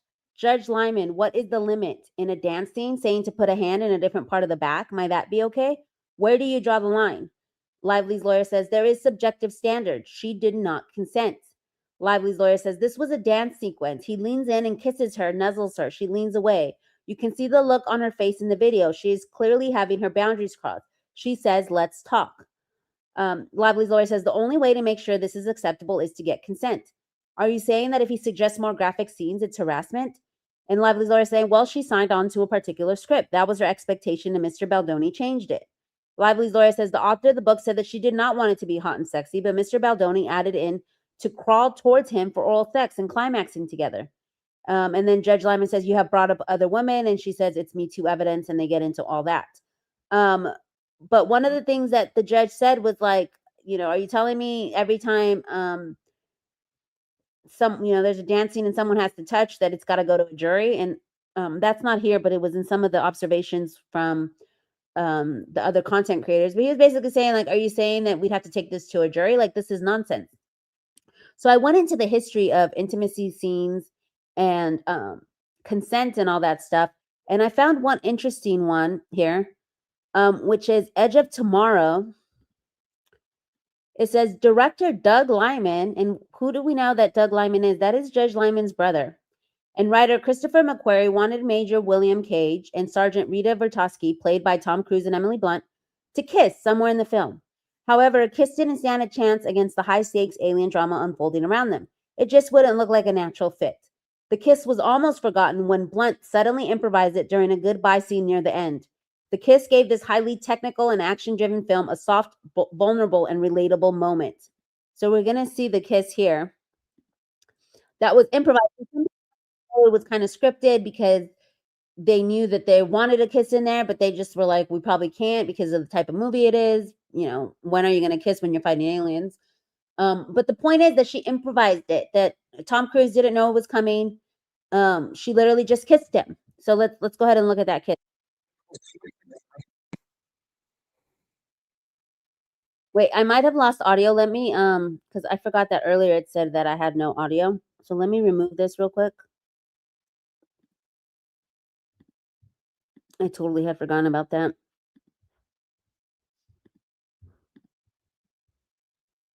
Okay, and let me make myself small. I don't know how I got bigger again. Here we go. That way you guys can see it bigger. Okay, so let's play this Edge of Tomorrow scene here. Its release in 2014. This is down in part to its lead stars, Tom Cruise and Emily Blunt, whose on-screen chemistry shone throughout. The character's romantic arc was always intended to culminate with a kiss, but the team behind the film struggled to find a natural time for the scene to occur. So the writers decided to cut the scene entirely as they couldn't find an organic way to inseminate the kiss. But sometimes the actors can see an opportunity that might be lost to the writers, something which happened with Emily Blunt. As her character, Rita, says her final goodbye to Cruise's Cage, she leans in and goes for a kiss, stunning everyone, including Cruise himself. When asked about the kiss, Blunt said it just felt right and decided to go for it, and it does feel very natural in the moment. The filmmakers were shocked by the kiss, but decided to keep it in, even though they may feel somewhat obsolete as they couldn't work out how to put the kiss in. But Blunt did. And I bet her husband, John Krasinski, was super happy about that. And we know that Emily Blunt and John Krasinski are BFFs with Blake and Ryan. So here you have Doug Lyman, who is the brother to Judge Lyman, directing this, saying, we're going to cut the entire scene out. It's cut. And then we have this actress. So I'm wondering how Emily Blunt feels about all of a sudden Blake being like clutching my pearls because somebody improvises an intimate scene. And I'll clip this because I'm not going to play the whole thing because our show's already kind of running a little bit over. I wanted to play all the 10 movie kisses, but you have Edge of Tomorrow, Jurassic World, all these. We'll go through them in writing, not necessarily visually.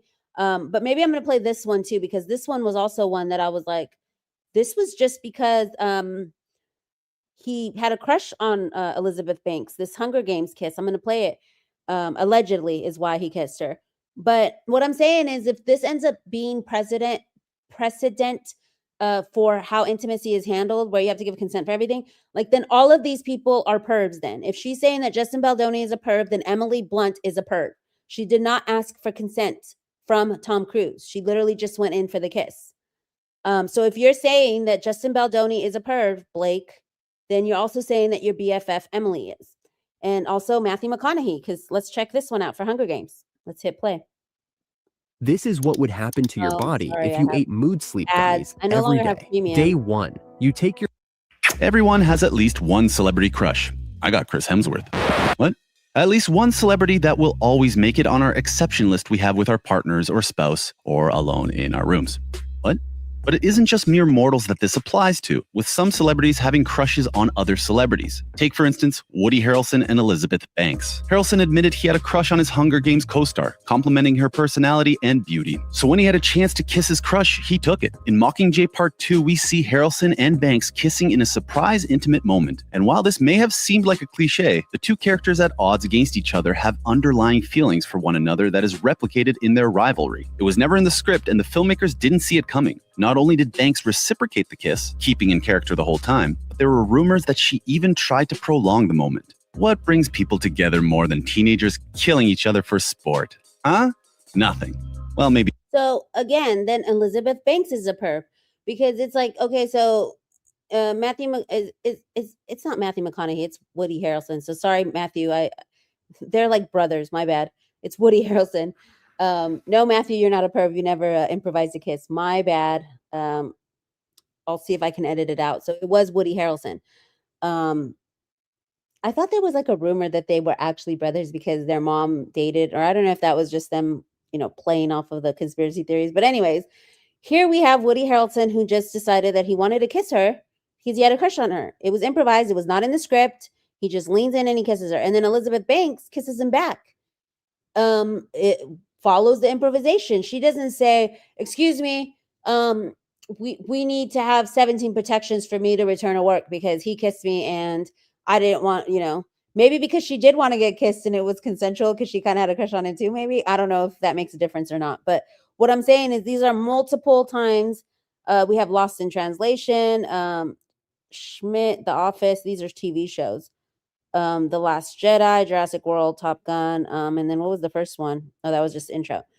But there's multiple instances, and we'll get into what those are here just in writing. We're just going to go through them really super quick. These are 30 on-screen kisses that weren't planned. Game of Thrones kiss wasn't scripted here. Surprisingly, there was one smooth that wasn't actually in the script. In season 7 episode Stormborn, Yara Greyjoy and Ilaria Sand share an intimate moment below deck. According to the two actresses, the kiss was totally improvised and just felt right in the moment. Per the script, all the two women were supposed to do was just flirt, but one thing led to another. So I feel like this is a smoking gun to her argument because a lawyer can just come out and tell a jury, like, look, in Game of Thrones, these two women just kissed each other. It was just improvised. Maybe because they both wanted to improvise the kiss. I don't know. How do you know that the other person wants to improvise it if you're improving? You're not asking. That's the thing. Helena Bonham Carter in A Room with a View. She was having trouble walking on the field with heels that she was sure she was going to laugh when she began kissing Sands. Thankfully, she didn't, and they got the shot. So according to the actress, she was asked to improvise a last-minute kiss on the set of A Room with a View. So this one isn't technically improvising because she was asked to just improvise the kiss. But she did it. She was a professional. Star Wars The Last Jedi. It says Lucas saying goodbye to his sister, telling her no one's really gone before kissing her on the forehead. That's just a forehead kiss. But even then, Blake was talking about that forehead nuzzle, where his nose nuzzles her forehead in the dance scene, which we're going to play. Here's Woody with that we just went over.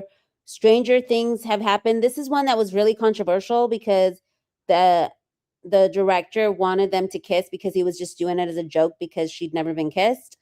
And then she felt so anxious about it that they just kept doing it as a joke, and then they actually had this boy kiss her. So this one, because they're underage, it did seem a little icky more to me.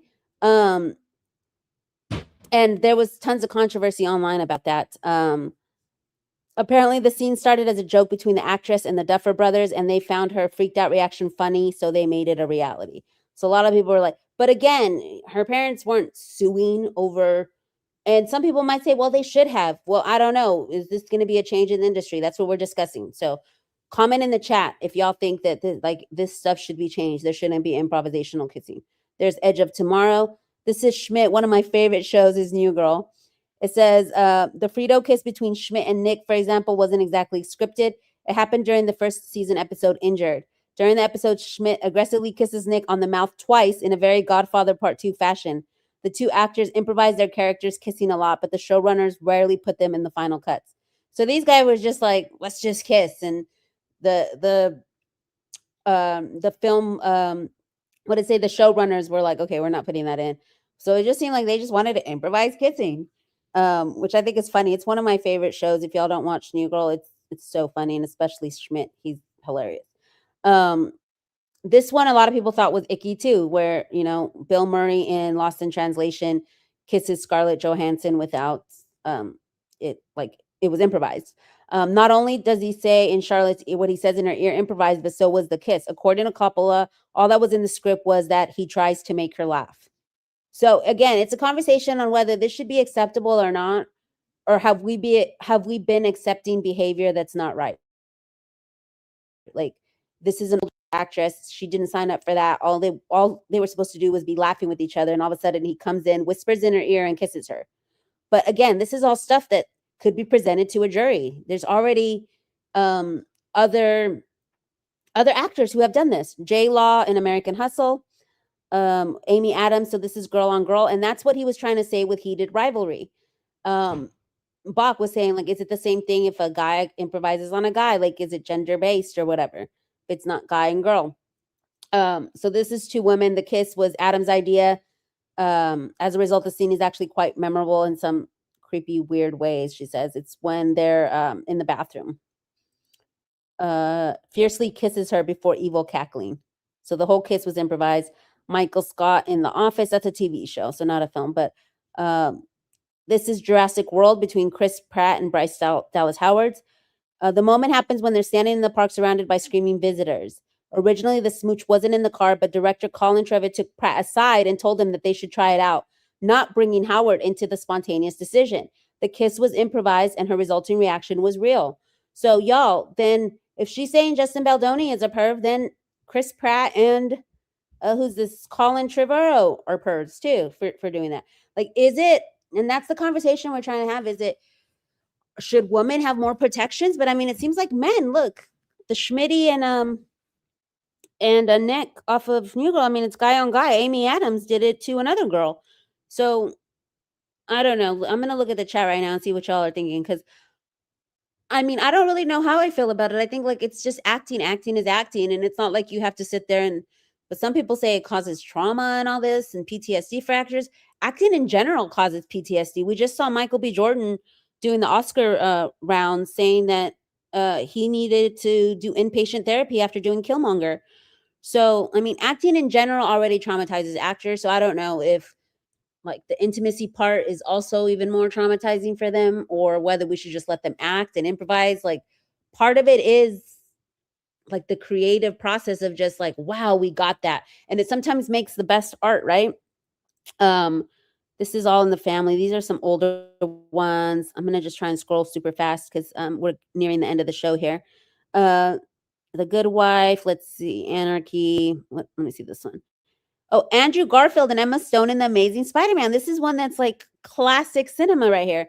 Running on the stage during the graduation scene in The Amazing Spider-Man 2, Andrew Garfield didn't plan on kissing his co-star Emma. It kind of just happened. According to Garfield, oh, the kiss wasn't scripted. I didn't know I was going to do it. I just thought, wow, I just missed my girlfriend's valedictorian speech. How am I going to make it up to her? Well, the kiss is definitely a good start. So then if you're saying that about Justin Baldoni, then we have to have the conversation of Andrew Garfield. And he's besties with Ryan Reynolds. We saw them in that car when I canceled him over the summer because I was like, anybody who's adjacent to Reynolds or Lively, I'm canceling because y'all condone that type of behavior and you guys think that's okay. And so, yeah, and so right now we have two of their friends, Andrew Garfield and Emily Blunt, and Woody Harrelson, because I'm sure he's probably part of Big Hollywood that Ryan's a part of. Riverdale, Person of Interest. Let's see. This is Woo, the kiss between Grey's Anatomy. Joe and Alex. So this is Girl on Girl. There's a lot of girl on girl kisses here that are unscripted. The Edge of Tongue, the Glee kiss everybody was waiting for, Donnie kissing Mindy. Oh, so this is the beach kiss in the last song. So this is between, they ended up going to get married and then obviously divorced, but this is a young Miley and Liam Hemsworth. They were teenagers playing on the beach in the last song, filming fun scenes. The director, Julianne Robinson, was yelling at the two actors over the ocean, telling them to do this and that. Eventually, Robinson told them to kiss, but the moment wasn't in the script, but it wound up making it to the final cut. Who knows? Maybe it was that impromptu kiss that began So who knows if they said now kiss and they were like, yes, we're going to do it. And then they gave consent and then they kissed. But some of these seem like it's just impromptu. This one has a little bit more gray area where maybe the director went up to them and told them to kiss and then they agreed to it. So like that's what Judge Lyman's trying to be like. What's the fine line of consent? When do you give consent? If they say yes to the kiss, if he accidentally improvs, grabbing her around the neck while he kisses her, is that all of a sudden going to be a lawsuit, right? Legends of Tomorrow, The New Orange is the New Black. Let's see what's this one. Tom Cruise. Oh, that's just him forgetting his lines and kissing. He actually forgot his line and he took actress Kelly McGillis and kisses her. So there's Tom Cruise improvising. Fox and Scully. And so those are the 30. And then we also had this one, Into All the Boys That We Loved Before.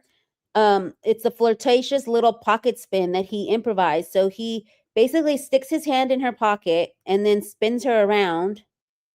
You see, here's the and to face him. And it's like, okay, so is that going to be considered SH? Because it wasn't in the script. He just decided that it'd be something cute to do. And it's in the movie. Because he put his hand in her back pocket, obviously maybe touching her butt. That's the thing. It's like, I don't really know how I feel about it. I want to say that I think, honestly, my 90% of me says that it's just acting. Like it's acting. Like it shouldn't, or whatever you weren't. And that's it. Or just don't say anything, because honestly, like, you only have to perform with these, these movies don't take forever. I get if it's like a show when you're in a series and then they're constantly improvising and like doing all this stuff to you, then it's like, okay, I get it. But if it's like a one-time shot, like something like this, imagine this poor kid getting sued for SH and being called a predator and dropped from his company because he decided to improvise this shot. And so let me get into, let's go look at the chat and what y'all are saying real quick.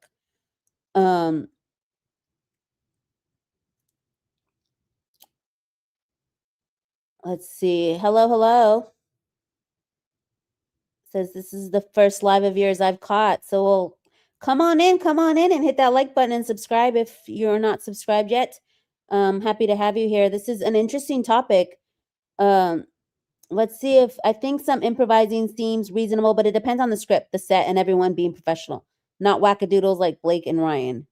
If you need therapy over a kiss on the forehead, you have bigger problems that need to be addressed. Exactly. The director came out early last year and said her co-stars were very surprised by the grab. We're gonna pull up that article here. Yes, he only kissed her on the forehead, and it wasn't even like a full-on kiss. Like it was almost like a nuzzled kiss. I thought it was mostly she got more nose than lip. Which is funny because they were talking about his nose getting in the way. But it was the almost kiss, and we're gonna go through this video that I had made a while back with the intimacy coordinator. Side note, that intimacy coordinator that they got to do these interviews and to vouch for her on her amended complaint is actually friends with Liz Plank. Her dad is friends with Liz Plank. So this wasn't just some rando. What movie is this in? Anyone remember the improvised moment where Isaac Mizrahi felt up Scarlett Johansson? Jetpack, can you put in the chat what movie that is? That's interesting. I'd want to see that or see what that was. Did Sean Levy direct that episode of Stranger Things? Shano knows. You bring up a good point. I think it was the Something Brothers that were directing it, but I wonder if he was a part of Stranger Things back then or not. Murray is also a weirdo. But you know what? They also say, Sam Levinson. He did the movie the show with The Weeknd and Johnny Depp's daughter, and people were outraged. Like, how dare he put Sydney Sweeney and Zendaya in these scenarios in Euphoria? But it's like, acting is acting. They're not minors. They're playing minors, but they're not minors.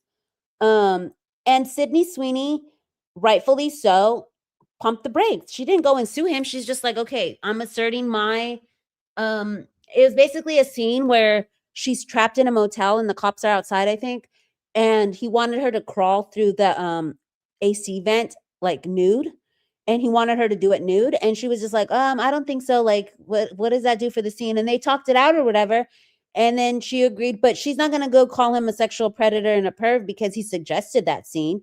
To him, it just seemed like more like, they're in the bed together or whatever, and then she's like, oh my gosh, I don't want to get caught, and she just like crawls in. She doesn't even think about putting on anything or whatever. And again, it's just ideas. Just because you have an idea that's sexual in nature, maybe like to some, like, why would you make a, I think there's 17 in Euphoria, crawl through an air vent, 17-year-old girl nude, and like, who thinks like that? Like, you creep. I mean, to him, it felt like it went with the story that like she was such in desperation to flee that she wouldn't even be worried about putting clothes on. Yeah, that one did sound icky, the one with the girl. But again, if that didn't go to court, how is this going to court? That's what I'm trying to point out. Let me see if we got any replies. Okay, the moment between was actually where he was interviewing her on the red carpet a long time ago. He squeezed her breast and asked about her dress. Okay, so see, now that, maybe outside of the acting might be something else. But again, was there chatter of targeting him as a PDF file or no? Well, I don't know if she was of age or not, so I don't know. Predator, I guess. Because I don't know who Isaac Mizrahi. What movie was this for? I have no idea. Let me see who Isaac Mizrahi is. Now you got me curious. We're already going over on the show, but let me see if maybe we can pull up what she's talking about. Oh, here it is. Let's see. Groped Scarlett Johansson at the Golden Globes. So what? He's a gay fashion designer. Was he any less culpable for groping her than not? A red scoop neck Valentino gown with soft ruffles. It's all built in, she told him. That's the Valentino way. So I guess she was asking, like, do you have underwear underneath it? And touched her breasts. He's like, I'm just taking notes for the next time I make a dress. What's going on? Absolutely. Take all the notes you want. But I guess that's her giving consent there. Oh my God, this is happening on live TV. People make a huge deal out of something that in the moment was not as exciting as it seemed afterward. If anyone was offended, I'm sorry. So it seemed like she was just like, whatever. And he was just trying to design an outfit. So this seems like it was innocuous and the internet made it more than what it was. But let's get into my, oh, sorry, y'all. I keep forgetting the comments and they're so big. I don't know. You know how we roll. We're here for the overtime. I know. I was trying to keep it under 2 hours though, like 1 hour for the first half, 1 hour for the second half. And I still have about 8 tabs, but those should go quickly because we're getting into the Blake Lively of it all. But okay, so I apologize beforehand for how small this video is going to be on the page. If that's not written, because I did it in CapCut, and so it's like vertical for TikTok or whatever, and so it's really, really small, and I can't make it any bigger. So I apologize, but I'm going to try and pause it in the parts so you guys can hear.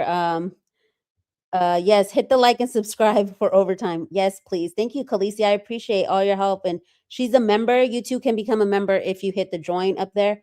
And what that does is it helps me buy coffee to, if you know, if you're part of the day ones, that gas station coffee, to keep me up at night to put these shows together for you guys. And also to pay for the StreamYard, which I was thinking about moving platforms to something else because I heard that Ryan Reynolds may be involved in StreamYard and stuff, but I'm checking out some other stuff. So you help, get the show look this pretty and also keep me caffeinated. So I appreciate that.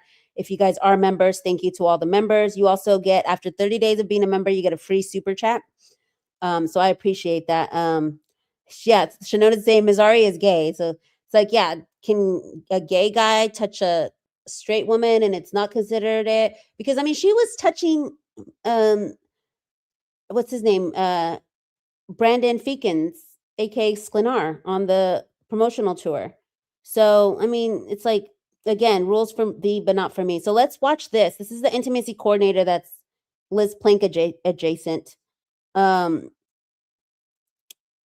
Yes, allegedly, entertainment, because you got the little emojis. I don't think they show up here, but we do have little emojis for allegedly. But let's go ahead and watch this, okay? So this is when the intimacy coordinator was on sidebar, and I want you guys to see that she does give consent for these scenes because she goes, great. To me, a great means like great. She's agreeing to it. She also says, yeah. And she does say, yeah, but let's just talk. But she does give the yeah. So when she says, so I kind of was like using the intimacy coordinator's words and then putting the Blake Lively snippet. Yeah, the emojis, you can barely see them. I know they're better on TikTok, Khaleesi, so I got to get some better ones for y'all. Doesn't mean that you can't do it if it's not written in the script. It just means we have to have a conversation about it before it happens. That's it. You know, if it's not written in the script and a director wants to see that, totally fine. And then we talk about it. If that's not written in the script and an actor thinks their character would do that or feels inclined to do that, we can have a conversation about it. And it's completely within the bounds of professionalism and, you know, appropriateness. Your head in there a second, and then I'll take it off. Like I'll try to kiss you, and then I'll take it off. Great. I know you wanted the hat. I think what I'm right there, I was like, great. So he's like, I'm gonna take off the hat and I'm gonna try and kiss you. And she goes, great. And that's why I was like, I played it like over and over. I'm like, great. Because she tells him great. To me, great is like, okay, that's great. That's giving consent right there. And so that's what she's saying. She's like, if it's not in the script and a director wants it, there needs to be a conversation. That to me sounds like a conversation was had. Hey, I'm gonna take off my hat and I'm gonna lean in as if I'm gonna kiss you. Great. So that to me is consent right there. So let's go to the second part where I felt like there was consent. hearing in these allegations that you're reading is that there was no conversation and it's being improvised without anyone saying ahead of time, you know, is this something that you'd be okay with in this scene if it comes up organically? Right. And Baldoni has a different take on this. Almost Right there, you saw her say, yeah. He's conversating with her and she's like, yeah. And let's just do one almost like super close. Yeah. Can you guys Yeah. Let's do one almost like super close, like we're about to kiss. frame up on the Sebastian on you? Yeah. We'll just do like our lips are right next to each other. Yeah, gotcha. Let's just do one almost like super close. Yeah. Can you guys frame up? Just keep restraint. Yeah. Let's do a little bit of restraint. She's acknowledging, yeah, let's just do a little bit of restraint, the almost kiss. There's consent all the way through all this. In my opinion, y'all can put it in the chat. Hit see if you think there was consent. Your head in there a second, and then I'll take it off. Like I'll try to kiss you, and then I'll take it off. Great. I know you wanted the hat. Yeah, you know I like my hats. So she says, great, because, you know, I'm going to take off that. Yeah, you know I like my hats. She's not saying, no, I don't want to do that, or no. Like, she's literally right there giving consent. He's having a conversation. This is what I want. At least the scene that Justin's team released footage of them shooting when they were supposed to be slow dancing. There's nothing in the script that would make any intimacy coordinator think I should be present for this scene and I need to talk to the director about what it is that they want to shoot.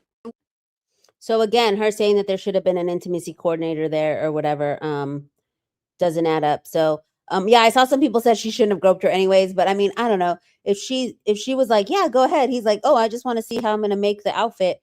Again, it's like up to interpretation. Some people feel like that would be like, you know, if that was Taylor Swift that happened to, she'd probably go and sue. You know what I mean? But Scarlett's just like, okay, it's this gay designer that just maybe overstepped his boundaries just a little bit. Like, because they looked, I mean, look at her tatas there. He's just like, what? How is that being held up? You're not even wearing anything, an underwire, nothing. Like, as a designer, he's like, whoa. So I don't know. Khaleesi thinks just people should keep their hands to themselves. Yes, they should. I mean, in this day and age, you should. Thank you, Kenny. Kenny has been a member and she's using her free super chat to show y'all how it's done. Member for 4 months. She's like, I forgot about the free super chat. So happy to have you back, CJ. Thank you, Kenny. And then we had a bunch of C's here of people saying that it looked like it was consent. Sounds pretty consensual. They weren't even going to kiss. Exactly. Yes, following this case is stressful. Undoing a narcissist's life. It is stressful. It is. But this part right here was a little fun to me because I was like, wow, I didn't realize that there was so much debate and stuff around this. So let's get into the Blake Lively of it all. Now that we saw, you know, that it's been done in Hollywood before.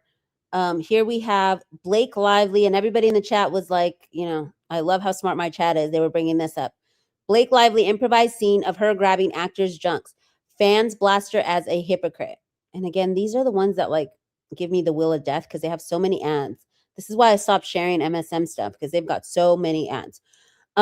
She's getting a lot of hate online saying that she's a hypocrite because resurfaced behind the scenes commentary reveals she improvised a scene where she grabbed her co-star's groin. Here's the deal. In the movie A Simple Affair, actor Henry Golding plays Blake Lively's husband, and in one particular intimate moment, Lively grabs Golding's crotch. So there it is. And he was a first-time actor, so she had all the power, her and Paul. I believe he might have done one other movie before that or whatever, but he was fairly new to acting. And he doesn't follow Blake on Instagram, by the way. While the moment looks scripted, Lively revealed on the Blu-ray commentary that she actually improvised the moment, explaining she felt it was something the character could do. Listen to the clip for yourself. The director, Paul Feig, says he loves Blake addition here, and Blake jokes, it's always awkward to meet someone and immediately ask if you can grab them by the nuts. And so somebody was like, well, she asked consent because she was like, can I just grab your nuts? But it's like, we don't know if she said it and then grabbed him, or if she waited for him to say yes, or if he said yes because he didn't think he could say no. Like, we don't know what happened. And maybe that's what Lively is saying she did during that dancing, that she was just like, yeah, because she felt like she couldn't say no because he'd get huffy. It creates such a headache. I wish they could just act. And I mean, they're getting paid millions for this, y'all. And mind you that Blake Lively, this isn't a Taylor Swift situation where she's trying to prove a point and, you know, suing for $1. This is $500 million. I thought it was $8 million, but that's just one portion of her damages. Apparently it's $500 million that she's suing for. I thought it was hyperbole. I was like, no way. Is it 500 million? And then I double checked it, and apparently it's 500 million. So that's just crazy to me. Lots of fans were calling her a hypocrite. And then here he is talking about the intimate scenes that he filmed, explaining everything was shot on a closed set and that his scene partner, through much of the action before shooting, was rammed through. They left the door open for some spur of the moment acting. So they did leave the door open for improvisation, according to him in there. So it's like, if she could improv with him, why couldn't she improv with Baldoni? It's really weird. It says attempting to kiss her on the forehead, rubbing his face and mouth against her neck, flicking her lip with his thumb. We're here for a flick on the lip, y'all. Caress. And we saw all those other ones. We saw what these other women were just like straight up like kissed or, you know, whatever. And talking with her out of character. And we saw that it was Blake that was initiating the out of character stuff. And I'm not going to repeat what her lawyer said, but yeah, there's that one. We also have the Savages one, inspired by Justice for BJS. Blake Lively tells all about her intense threesome sex scenes in Savages, with Taylor Kitsch and Aaron Johnson as her two boyfriends. So she had a very sexy threesome scenes in the upcoming drug dealer Savages. And she says, I think some women think one is enough, but that was what was nice about this woman. You would think it would be. It's normally the guy with the two women. So she's saying it's nice that there was two guys there. Blake takes charge and gets it on with both of her co-stars and explains that the scenes were shot on the very first day of filming. And then she goes, it's not the sort of office work that I signed up for, she jokes, which is exactly what I feel like this quote should be brought up if it goes to a jury. It's what's his name was saying, Bach, that this isn't like office work. It's acting. Like, it's different than in the office world. They were very intense and very scary, and we shot them on the first day. And I mean, if you don't feel comfortable with the person after that, it's going to be a long road. So she's saying that they were scary for her. But then again, it's like, then don't sign up to do sex scenes. Don't be like, as an actress, you're eventually going to have to do these scenes, or just be an actress who doesn't do those type of scenes. And that's that. But it was lucky that we got to do it first because we really bonded. The content is something that's really scary, you know, especially someone who's so close with their family and has a very young audience, she says. But to do something this violent, this graphic, this racy is something that's scary, but it's also such an exciting challenge. So all of a sudden, the scary sex scenes are exciting and challenging. When you hear these people and hear that it's the real life story, it gives such a responsibility to do it well. So yeah, this is just crazy. So I went down the rabbit hole and I was like, where is this improvisation talk? Because I watched a video that basically said that he also said that the scenes were improv.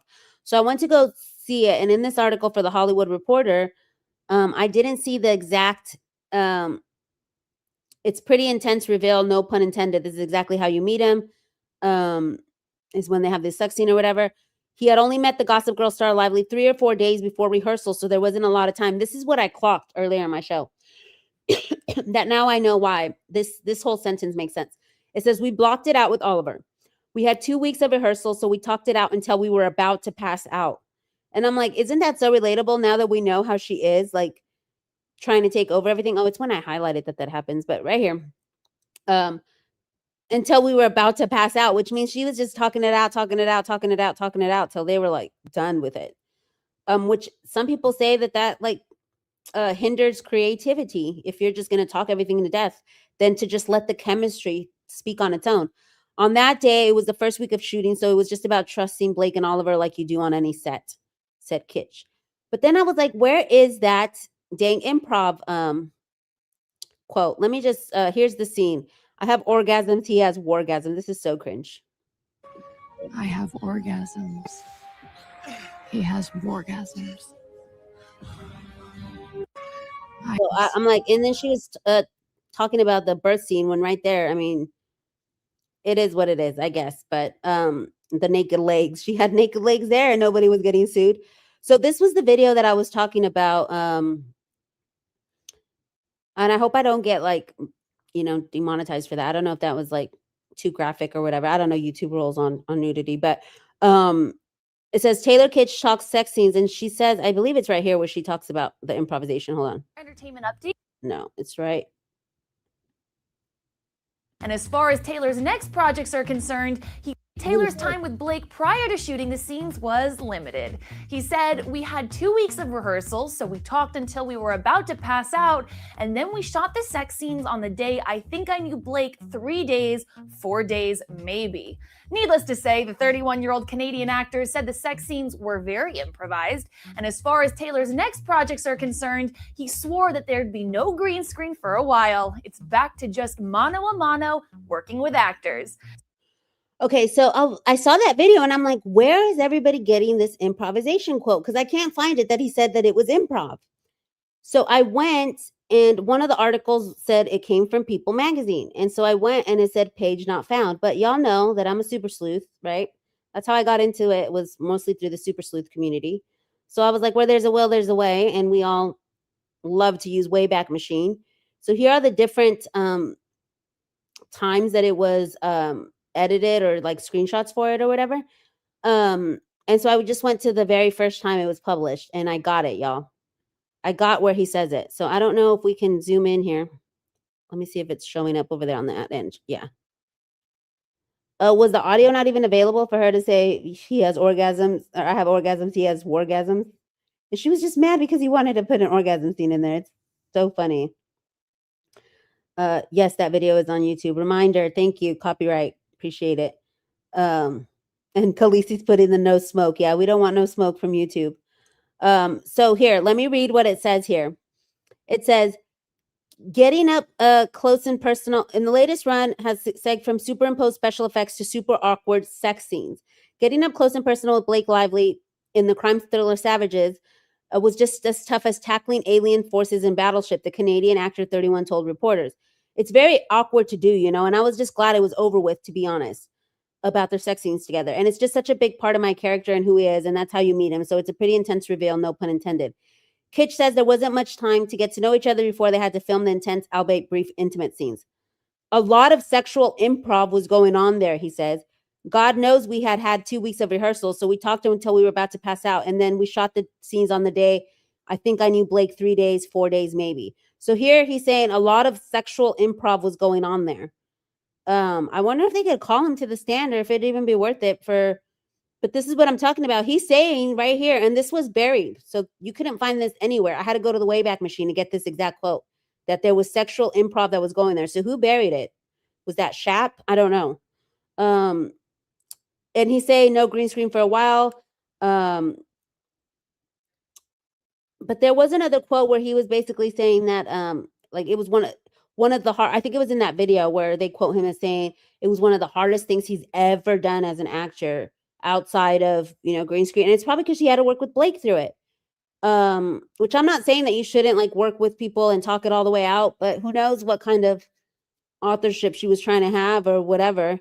All I know is that this is just, if it's going to be even across the board, it should be even across the board. We should be holding Emily Blunt's feet to the fire. We should be holding Woody Harrelson's feet to the fire. We should be holding Andrew Garfield's feet to the fire. If it makes Baldoni a predator for improvising, you know, this dance scene, which is innocuous, you know, they were fully clothed and everything, then everybody else should be held accountable. That's my whole thing. Because I honestly, even when I'm talking about it, I'm like, well, am I being like too like, you know, we do need to have some protections. Like, look what happened to the young girl in Stranger Things or whatever. So is there a need for protection? So I'm still kind of in the middle, but for me, it's just, I go back to just the fact that actors are actors and they're getting paid to act. And if somebody doesn't want to do an intimate scene, there'll be another actress who will want to do the intimate scene. And I'm not saying that, oh, that's what now I'm sounding like Ryan Reynolds. If you don't want to say take my D out of your mouth 500 times, I'll hire someone who can. Okay, now I'm sounding like Ryan. I better stop. It's such a crazy conversation to have. Like, again, I don't know exactly how I feel about it. I'm talking it through with y'all. So some of y'all may think like, oh my God, how dare she, be saying that it's okay. I guess the thing that I know for sure on, that I'm 100% on, is that if Justin is held accountable for this, then everyone previously should also be held accountable and held to the same standard of having their WME contracts dropped and all that stuff. So we're going to end the show off here with people in Hollywood who do not like this. This is November of 2025. So just this past winter, 2 months ago. Sex scene showdown. Stars say intimacy coordinators ruin chemistry. Experts argue the opposite. So we're going to get into the final half of the show here. If you are just joining us, we are doing a show on whether there's going to be precedent set when Judge Lyman does his ruling on this dance scene and whether it was considered SH or harassment, hostile work environment in the workplace in the Lively versus Baldoni case. And we're towards the end of the show where we're now discussing what's next. What are people saying? What is Hollywood saying? And what is next for Hollywood? So let's go ahead and read through this. It says, for years, Hollywood has shied away from the kind of steamy, unfiltered sex scenes that once defined movie passion. But a new wave of A-listers is reversing that trend, with stars like Jennifer Lawrence, Gwyneth Paltrow, and Jennifer Aniston pushing back against the use of intimacy coordinators in an attempt to reclaim the raw authenticity of on-screen chemistry. And I think I commented on my ex on a Zach Peters post about how much I loved. It was a thing about how Gen Z says they want to see less sex in film and TV. And one, the UCLA study, once you dig into it, and thank God for one of my friends who was like, always check the studies. Like, you see all these statistics, but check the studies, who's funding them, all that stuff. It was 1,500 people that were basically in this study from 10 years old to 24 years old. Obviously, the 10-year-olds weren't asked, do you like to see sex? It was the 13 to 24-year-olds who were asked. So I was like, out of those 1,500, how much of that group was? So they basically said 50% of them. So I was like, this is all skewed. 50% of them did not want to see sex on TV. So they're saying like this new generation wants to see less sex on TV. And some people don't like to see it because like when I watched Winning Time, I remember that it was like, okay, I really want to follow the plot line, and it's like sex every other scene. Like for me, it bothered me. The guy who plays Magic Johnson is constantly, he's a womanizer. So he's constantly, with women, and so is the Lakers coach played by who is it? It's the guy from Step Brothers that plays him. But in that one, I did think, but like we watch Game of Thrones and stuff, and it's like sometimes it does add to the story. Sometimes it doesn't. There was that full frontal that we caught on House of Dragons that I was like, okay, that was not necessary. Like, I felt attacked. But as consumers of TV and film, if it's R-rated, and it actually has disclaimers ahead of the thing. It says there is nudity in here. So there's trigger warnings for people who don't want to see all that. But anyways, I digress. Back to Jennifer Aniston in the morning show. I commented on Zach Peters' post when he was talking about that Gen Z article, that I was like, I love the sex scenes on the morning show because I feel like it added to the story. Like when I think is it Miles is confronting Corey for sleeping with his wife. I don't think it would have been as dramatic, or because we got to see how they were both intimate with each other, that we realized why he was so angry, because he knew what happened in that art studio, because he had done the same things with her in that art studio. So I really loved, and I loved Jennifer Aniston's sex scenes in the morning show as well. I thought they were like really beautiful, thought out, and it also helped tell the story of her relationship with this billionaire guy and why she was willing to, go as far as it basically at the very end. And for those who don't watch the morning show, sorry that I'm just ranting, but for those who do probably know what I'm talking about. At the end when she betrays him, Paul, it's his name's Paul. It shows how hard it was for her to betray betray him because she had been so intimate with him. And if we hadn't seen those scenes, I don't think that it would have like hit as hard when she betrays him at the end. Spoiler alert, sorry for those who haven't watched the morning show. But anyways, since the early 2000s, sexually explicit content in top grossing films has dropped by nearly 40%. So they're showing less sex in movies, apparently. According to industry research, the decline has been driven by shifting actor comfort levels, an evolving audience, and the rise of intimacy coordinators who carefully choreograph physical content on set. While working with coordinators during intimate scenes become more common in the wake of the Me Too movement, a growing number of veteran actors say the new system can feel overly clinical and even stifling. Now, some of the industry's most recognizable names are loudly rebelling. So this is Jennifer Lawrence, I wonder what she feels. I don't know if she's friends with Blake Lively or Ryan or what their relationship is. It says earlier this year, Gwyneth Paltrow explained the intimacy coordinators make her feel suppressed on set. While speaking about filming her steamy scenes with Timothée Chalamet for the upcoming A24 film Marty Supreme, Gwyneth Paltrow, 52, told Vanity Fair that she asked the on-set intimacy coordinator to step a little bit back. I was like, girl, I'm from the era where you get naked, you get in the bed, and the camera's on, she explained with a laugh. The Goop founder added that she and Chalamet, 29, had no discomfort performing their scenes. We just told her, I think we're good. You can step a little bit back. I don't know how it is for kids who are starting out, she said, but if someone is like, okay, and then he's going to put his hand here, I would feel as an artist very stifled by that.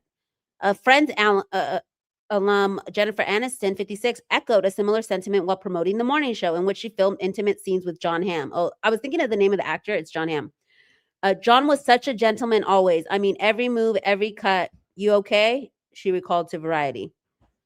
So he was, I guess, giving consent along the way, like asking for consent along the way.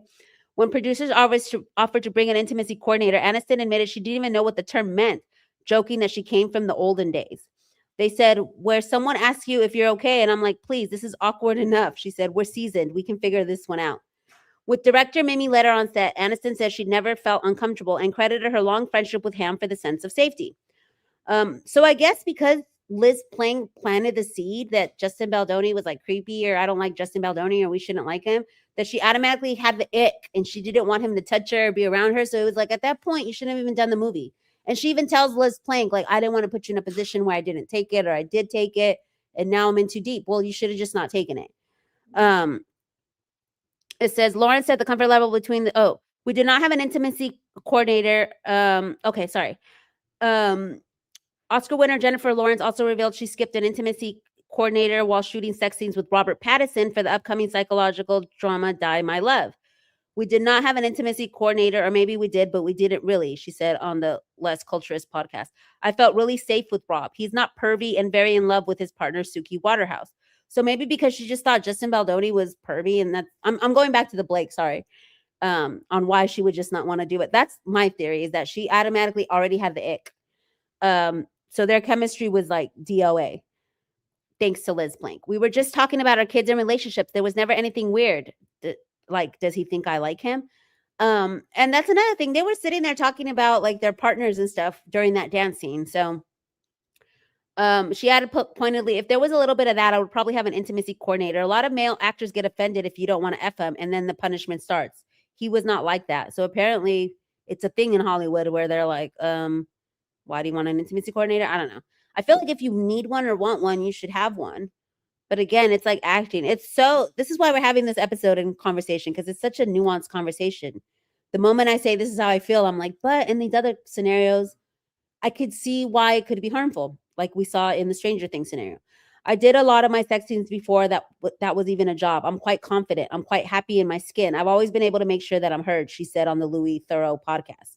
That being said, even though I know that I believe that, and even though I know that I felt that at the time, there's plenty of things that I remember where it was just completely inappropriate to have asked me to do that, to have directed me in that. But my view is changing about it as well. So who is this that's talking? Florence Poe. So Florence Poe is like, why would you direct me to do that? But see, this was so pretty to me. Like when they were just like so in love, I don't know. It wasn't done like porny or anything to me. Like it was just a beautiful scene. I love these two. I shipped them, and I also shipped Corey and what was her name? The British girl. Florence opened up about working with something as a shit one who wasn't helpful and made everything awkward. She continued, however, that being said, I've also had a shitty example where someone just made it so weird and so awkward and really wasn't helpful and kind of was just like wanting to be a part of the set in a way that wasn't helpful. And I think it's a job that's still figuring itself out. Oh, so she's talking about the intimacy coordinator was not helpful.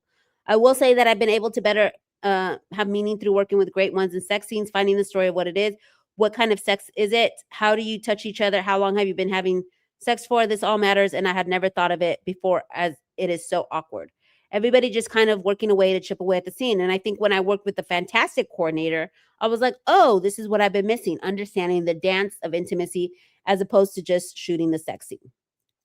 There are good ones and bad ones, and it's through the good ones that I have learned how effectively it can really be, she says. Florence explained how everything is now discussed weeks before filming, from safe words and areas you don't want to be touched, so stars feel more comfortable. Again, Blake Lively did not meet with the intimacy coordinator prior. Could that have changed things? I don't know. She said, now what happens, conversations about the sex scenes happens weeks before, and it becomes not embarrassing anymore. You used to just turn up to the set and talk about it on the day of, in that moment, and it would be awkward. The communication before happens a while before. You have safe words, safe areas, you don't want to be touched, whereas before it wasn't discussed. It's their intimacy coordinator's job to have someone in charge of coverage before costume would just get like a thong that didn't fit you, but now there is a person there thinking about your comfort. Working with intimacy coordinators first became standard practice after Me Too, creating a system meant to safeguard consent and eliminate the power imbalances that long plagued Hollywood. But as we saw, it was men on men, women on women, actor on actor. Sometimes the director, it wasn't even them trying to direct it. So sometimes it was just the actor. Despite its success in preventing exploitation, several high-profile actors, including Mikey Madison and Michael Douglas, have expressed skepticism over whether it should be mandatory. Madison, who starred in Sean Baker's Honora, said she and co-star Mark Edelstein opted to go without one. She said, my character's a sex worker, and I had seen Sean's films and know his dedication to authenticity. I was ready for it. As an actress, I approached it as a job. Douglas, meanwhile, said he believed the onus lies with the male actor to ensure professionalism. In my experience, you take responsibility as a man to make sure the woman is comfortable. You talk it through, which I felt like we saw in that scene that Justin Baldoni was doing in the dance scene. It's very slow, but looks like it's happening organically, which is hopefully what good acting looks like. Sean Bean, who played Ned Stark on Game of Thrones, previously landed in hot water for claiming intimacy coordinators spoil the spontaneity of intimate scenes. I think the natural way lovers behave would be ruined by someone bringing it right down to technical exercise, he said in 2022. It would inhibit me more because it's drawing attention to things. In response to his remarks, Rachel Zegler of Weird fame. No, it doesn't say that, but y'all remember the meme. Every time I see Rachel Zegler, I think about her little meme. Weird. She tweeted that intimacy coordinators established an environment of safety for actors, and she was extremely grateful that she had one on West Side Story. They showed grace to a newcomer like myself and educated those around me who have had years of experience, she explained. Spontaneity in intimate scenes can be unsafe. Wake up. So she's saying that there should be no spontaneity in intimate scenes. And this is one of Olivia Wilde over here on the side. Sorry, this just caught my eye. Are all these just related to intimacy over here on the side? Because this is an older article, but this one, Olivia Wilde blasts inauthentic and unrealistic sex in modern film and claims it has been that way for a long time, despite featuring racy scenes. Because, you know, an intimacy coordinator does take away from that. Like if it's all blocked, like super blocked, and there's not even room for like a, you know, putting a hair around the ear or something like that. Like a romantic little like improvisation, like, you know, like a neck nuzzle. It's like a stunt. Our job as actors is to make it not look technical. Nobody wants an impromptu grope, but apparently it happens and people keep going. Nobody's getting sued or getting their management company taken from them. While younger generations, particularly Gen Z, often express a preference for fewer sex scenes and more emotional storytelling, a growing number of established stars are nostalgic for the kind of intimacy that once defined films like Unfaithful, Body Heat, or Eyes Wide Shut. For them, the pendulum may have swung too far toward restraint. As Paltrow put it, the new role can make creativity feel mechanical. Like, I understand why it's necessary, but for me, as someone who's been doing this for decades, it can take away from the natural rhythm between two performers. To help clarify the growing divide, award-winning experiential director and veteran intimacy coordinator Yehuda Donais weighed in on the debate. Donais, whose collaborations have earned an Emmy, 8 Cannes Lions, 11 Clios, and an Obie Award, claimed that actors' frustrations are real but misdirected. If an intimacy coordinator works in a rigid or intrusive way, the process can feel stifled. That criticism points to an implemental issue, not an existential flaw in the role. He argues that when done correctly, sorry, give me a second. He argues that when done correctly, the work should feel invisible and collaborative, not mechanical. A skilled intimacy coordinator who works as a genuine collaborator brings a finesse to make the process seamless and to elevate the artistry of the scene, he explained. While some veteran actors mourn the spontaneity of the pre-Me Too era, Gañez argues that structure and freedom are not opposites. If the actor is worth their salt, spontaneous chemistry absolutely coexists with structure. Good choreography does not kill instinct. It gives the actors a safe container to pour their instincts into. Comparing intimacy work to stunts, he notes no one improvises dangerous physical sequences. They're planned, rehearsed, and executed precisely. Sex scenes, he says, deserve the same care. So she's talking about like body doubles and action scenes. Safety and authenticity are not opposites. The idea that you lose creative freedom when you protect consent comes from a misunderstanding of how the craft works. So there's a little food for thought there. When asked how younger performers view intimacy coordination differently than older generations, she acknowledged that that's part of the tension that around the culture. Younger performers grew up in a culture that talks openly about consent, boundaries, identity, the full spectrum of human sexuality.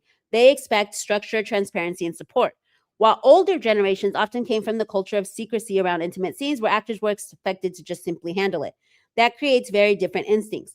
The shift is cultural, not generational in its value. This explains why actors like Paltrow and Aniston may feel overmanaged while Gen Z stars feel empowered. She doesn't deny that there's some coordinators, like the one Poe described, mishandling the process. Any department can feel obstructive when communication is uneven or when personalities clash.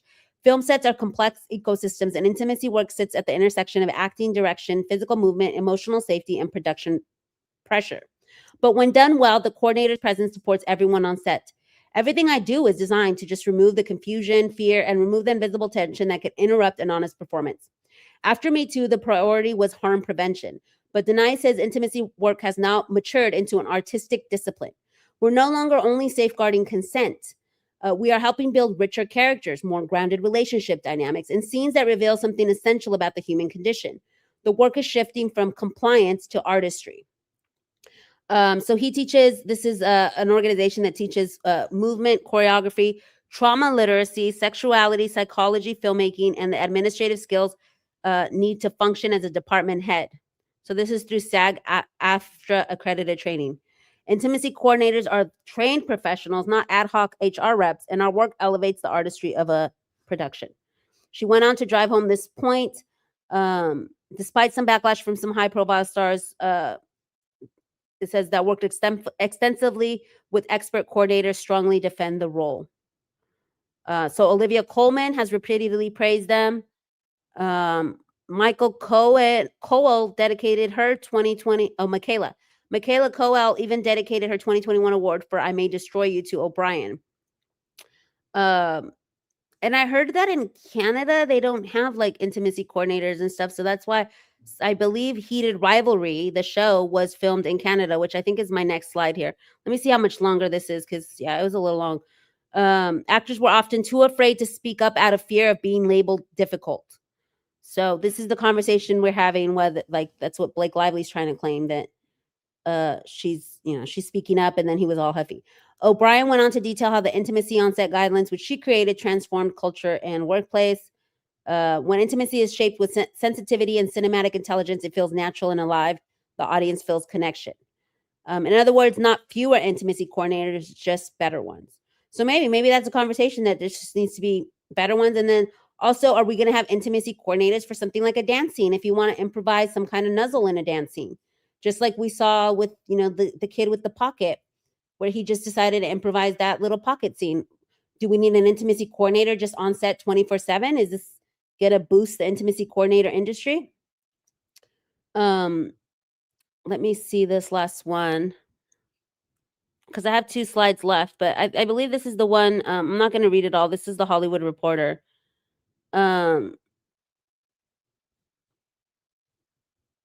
Let me look to see if I'm going to even pull this one up. There was one that talked about how Heated Rivalry was filmed in Canada because they wanted to have, I guess the US has more like intimacy coordinator.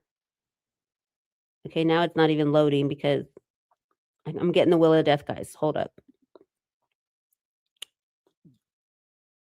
Y'all stay in the chat. We're on our last slide, y'all, but it is not loading. Yeah, it's just not wanting to load. So, okay, here we go. Y'all see this? Let me look at the chat. This is the last one. Thank you, chat, for hanging in there. We kept our crowd. Everybody's still watching. Let's see what y'all were saying in the chat.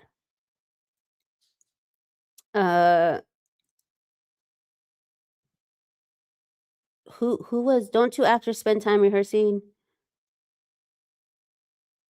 What are we talking about? Pikachu. Let me look at the chat. The chat was vibing over here with different examples. That's why I enjoyed Heated Rivalry. The sex scenes were part of the story and showed the character progression. Team Cottage. Yeah, I was taken aback because somebody said, "Oh, you should watch Heated Rivalry, and I was like, "Oh, I did not know it was going to be all this." But it was a good storyline, like you said. It did add value to the storyline. And for people who don't want to watch it, there's always like, did you guys know that there is an actual add-on that you can? I forget what it is. It's something that you can put on your TV. It basically and I think it also has the shows already. It removes sex scenes from it. It's for people who like don't want to who like to watch TV shows but don't want to watch. It's like an attachment that you can put on your TV. I should have had it up because I thought that was really interesting when I learned about that. That I was like, wait, what? Because a lot of my friends were like, oh, I want to watch Winning Time, but I just can't. It's just too much sex. Winning Time is a show about how the Lakers came up, the Los Angeles Lakers. And that's how I learned about that thing where you can still watch it, but without all the sex scenes. It's like this add-on that you can either put into your TV or computer. I don't know exactly how it works, but one of my friends got it. Oh, is it PUH, not Pug? Maybe it's PUH. I don't know. I'm bad at mispronunciation. But what else are we talking about over here as we get into this last slide? Thank you, CJ. You're brilliant. And then here's the Wheel of Death. I don't think Heated Rivalry had too much sex. LOL. Well, for some, it was just different, because it was like the two guys, and I was like, okay, this is different. But that's why he brought up that example of Heated Rivalry, because he was like, what happens when it's a man on a man? That's not gender, right? Because for gender, it would have to be man to a woman or a woman to a man, gender based, right? So then how would you how would you wrap your hands around that one? I think an intimacy coordinator will help protect privacy and make sure there aren't any director's cuts floating around out there.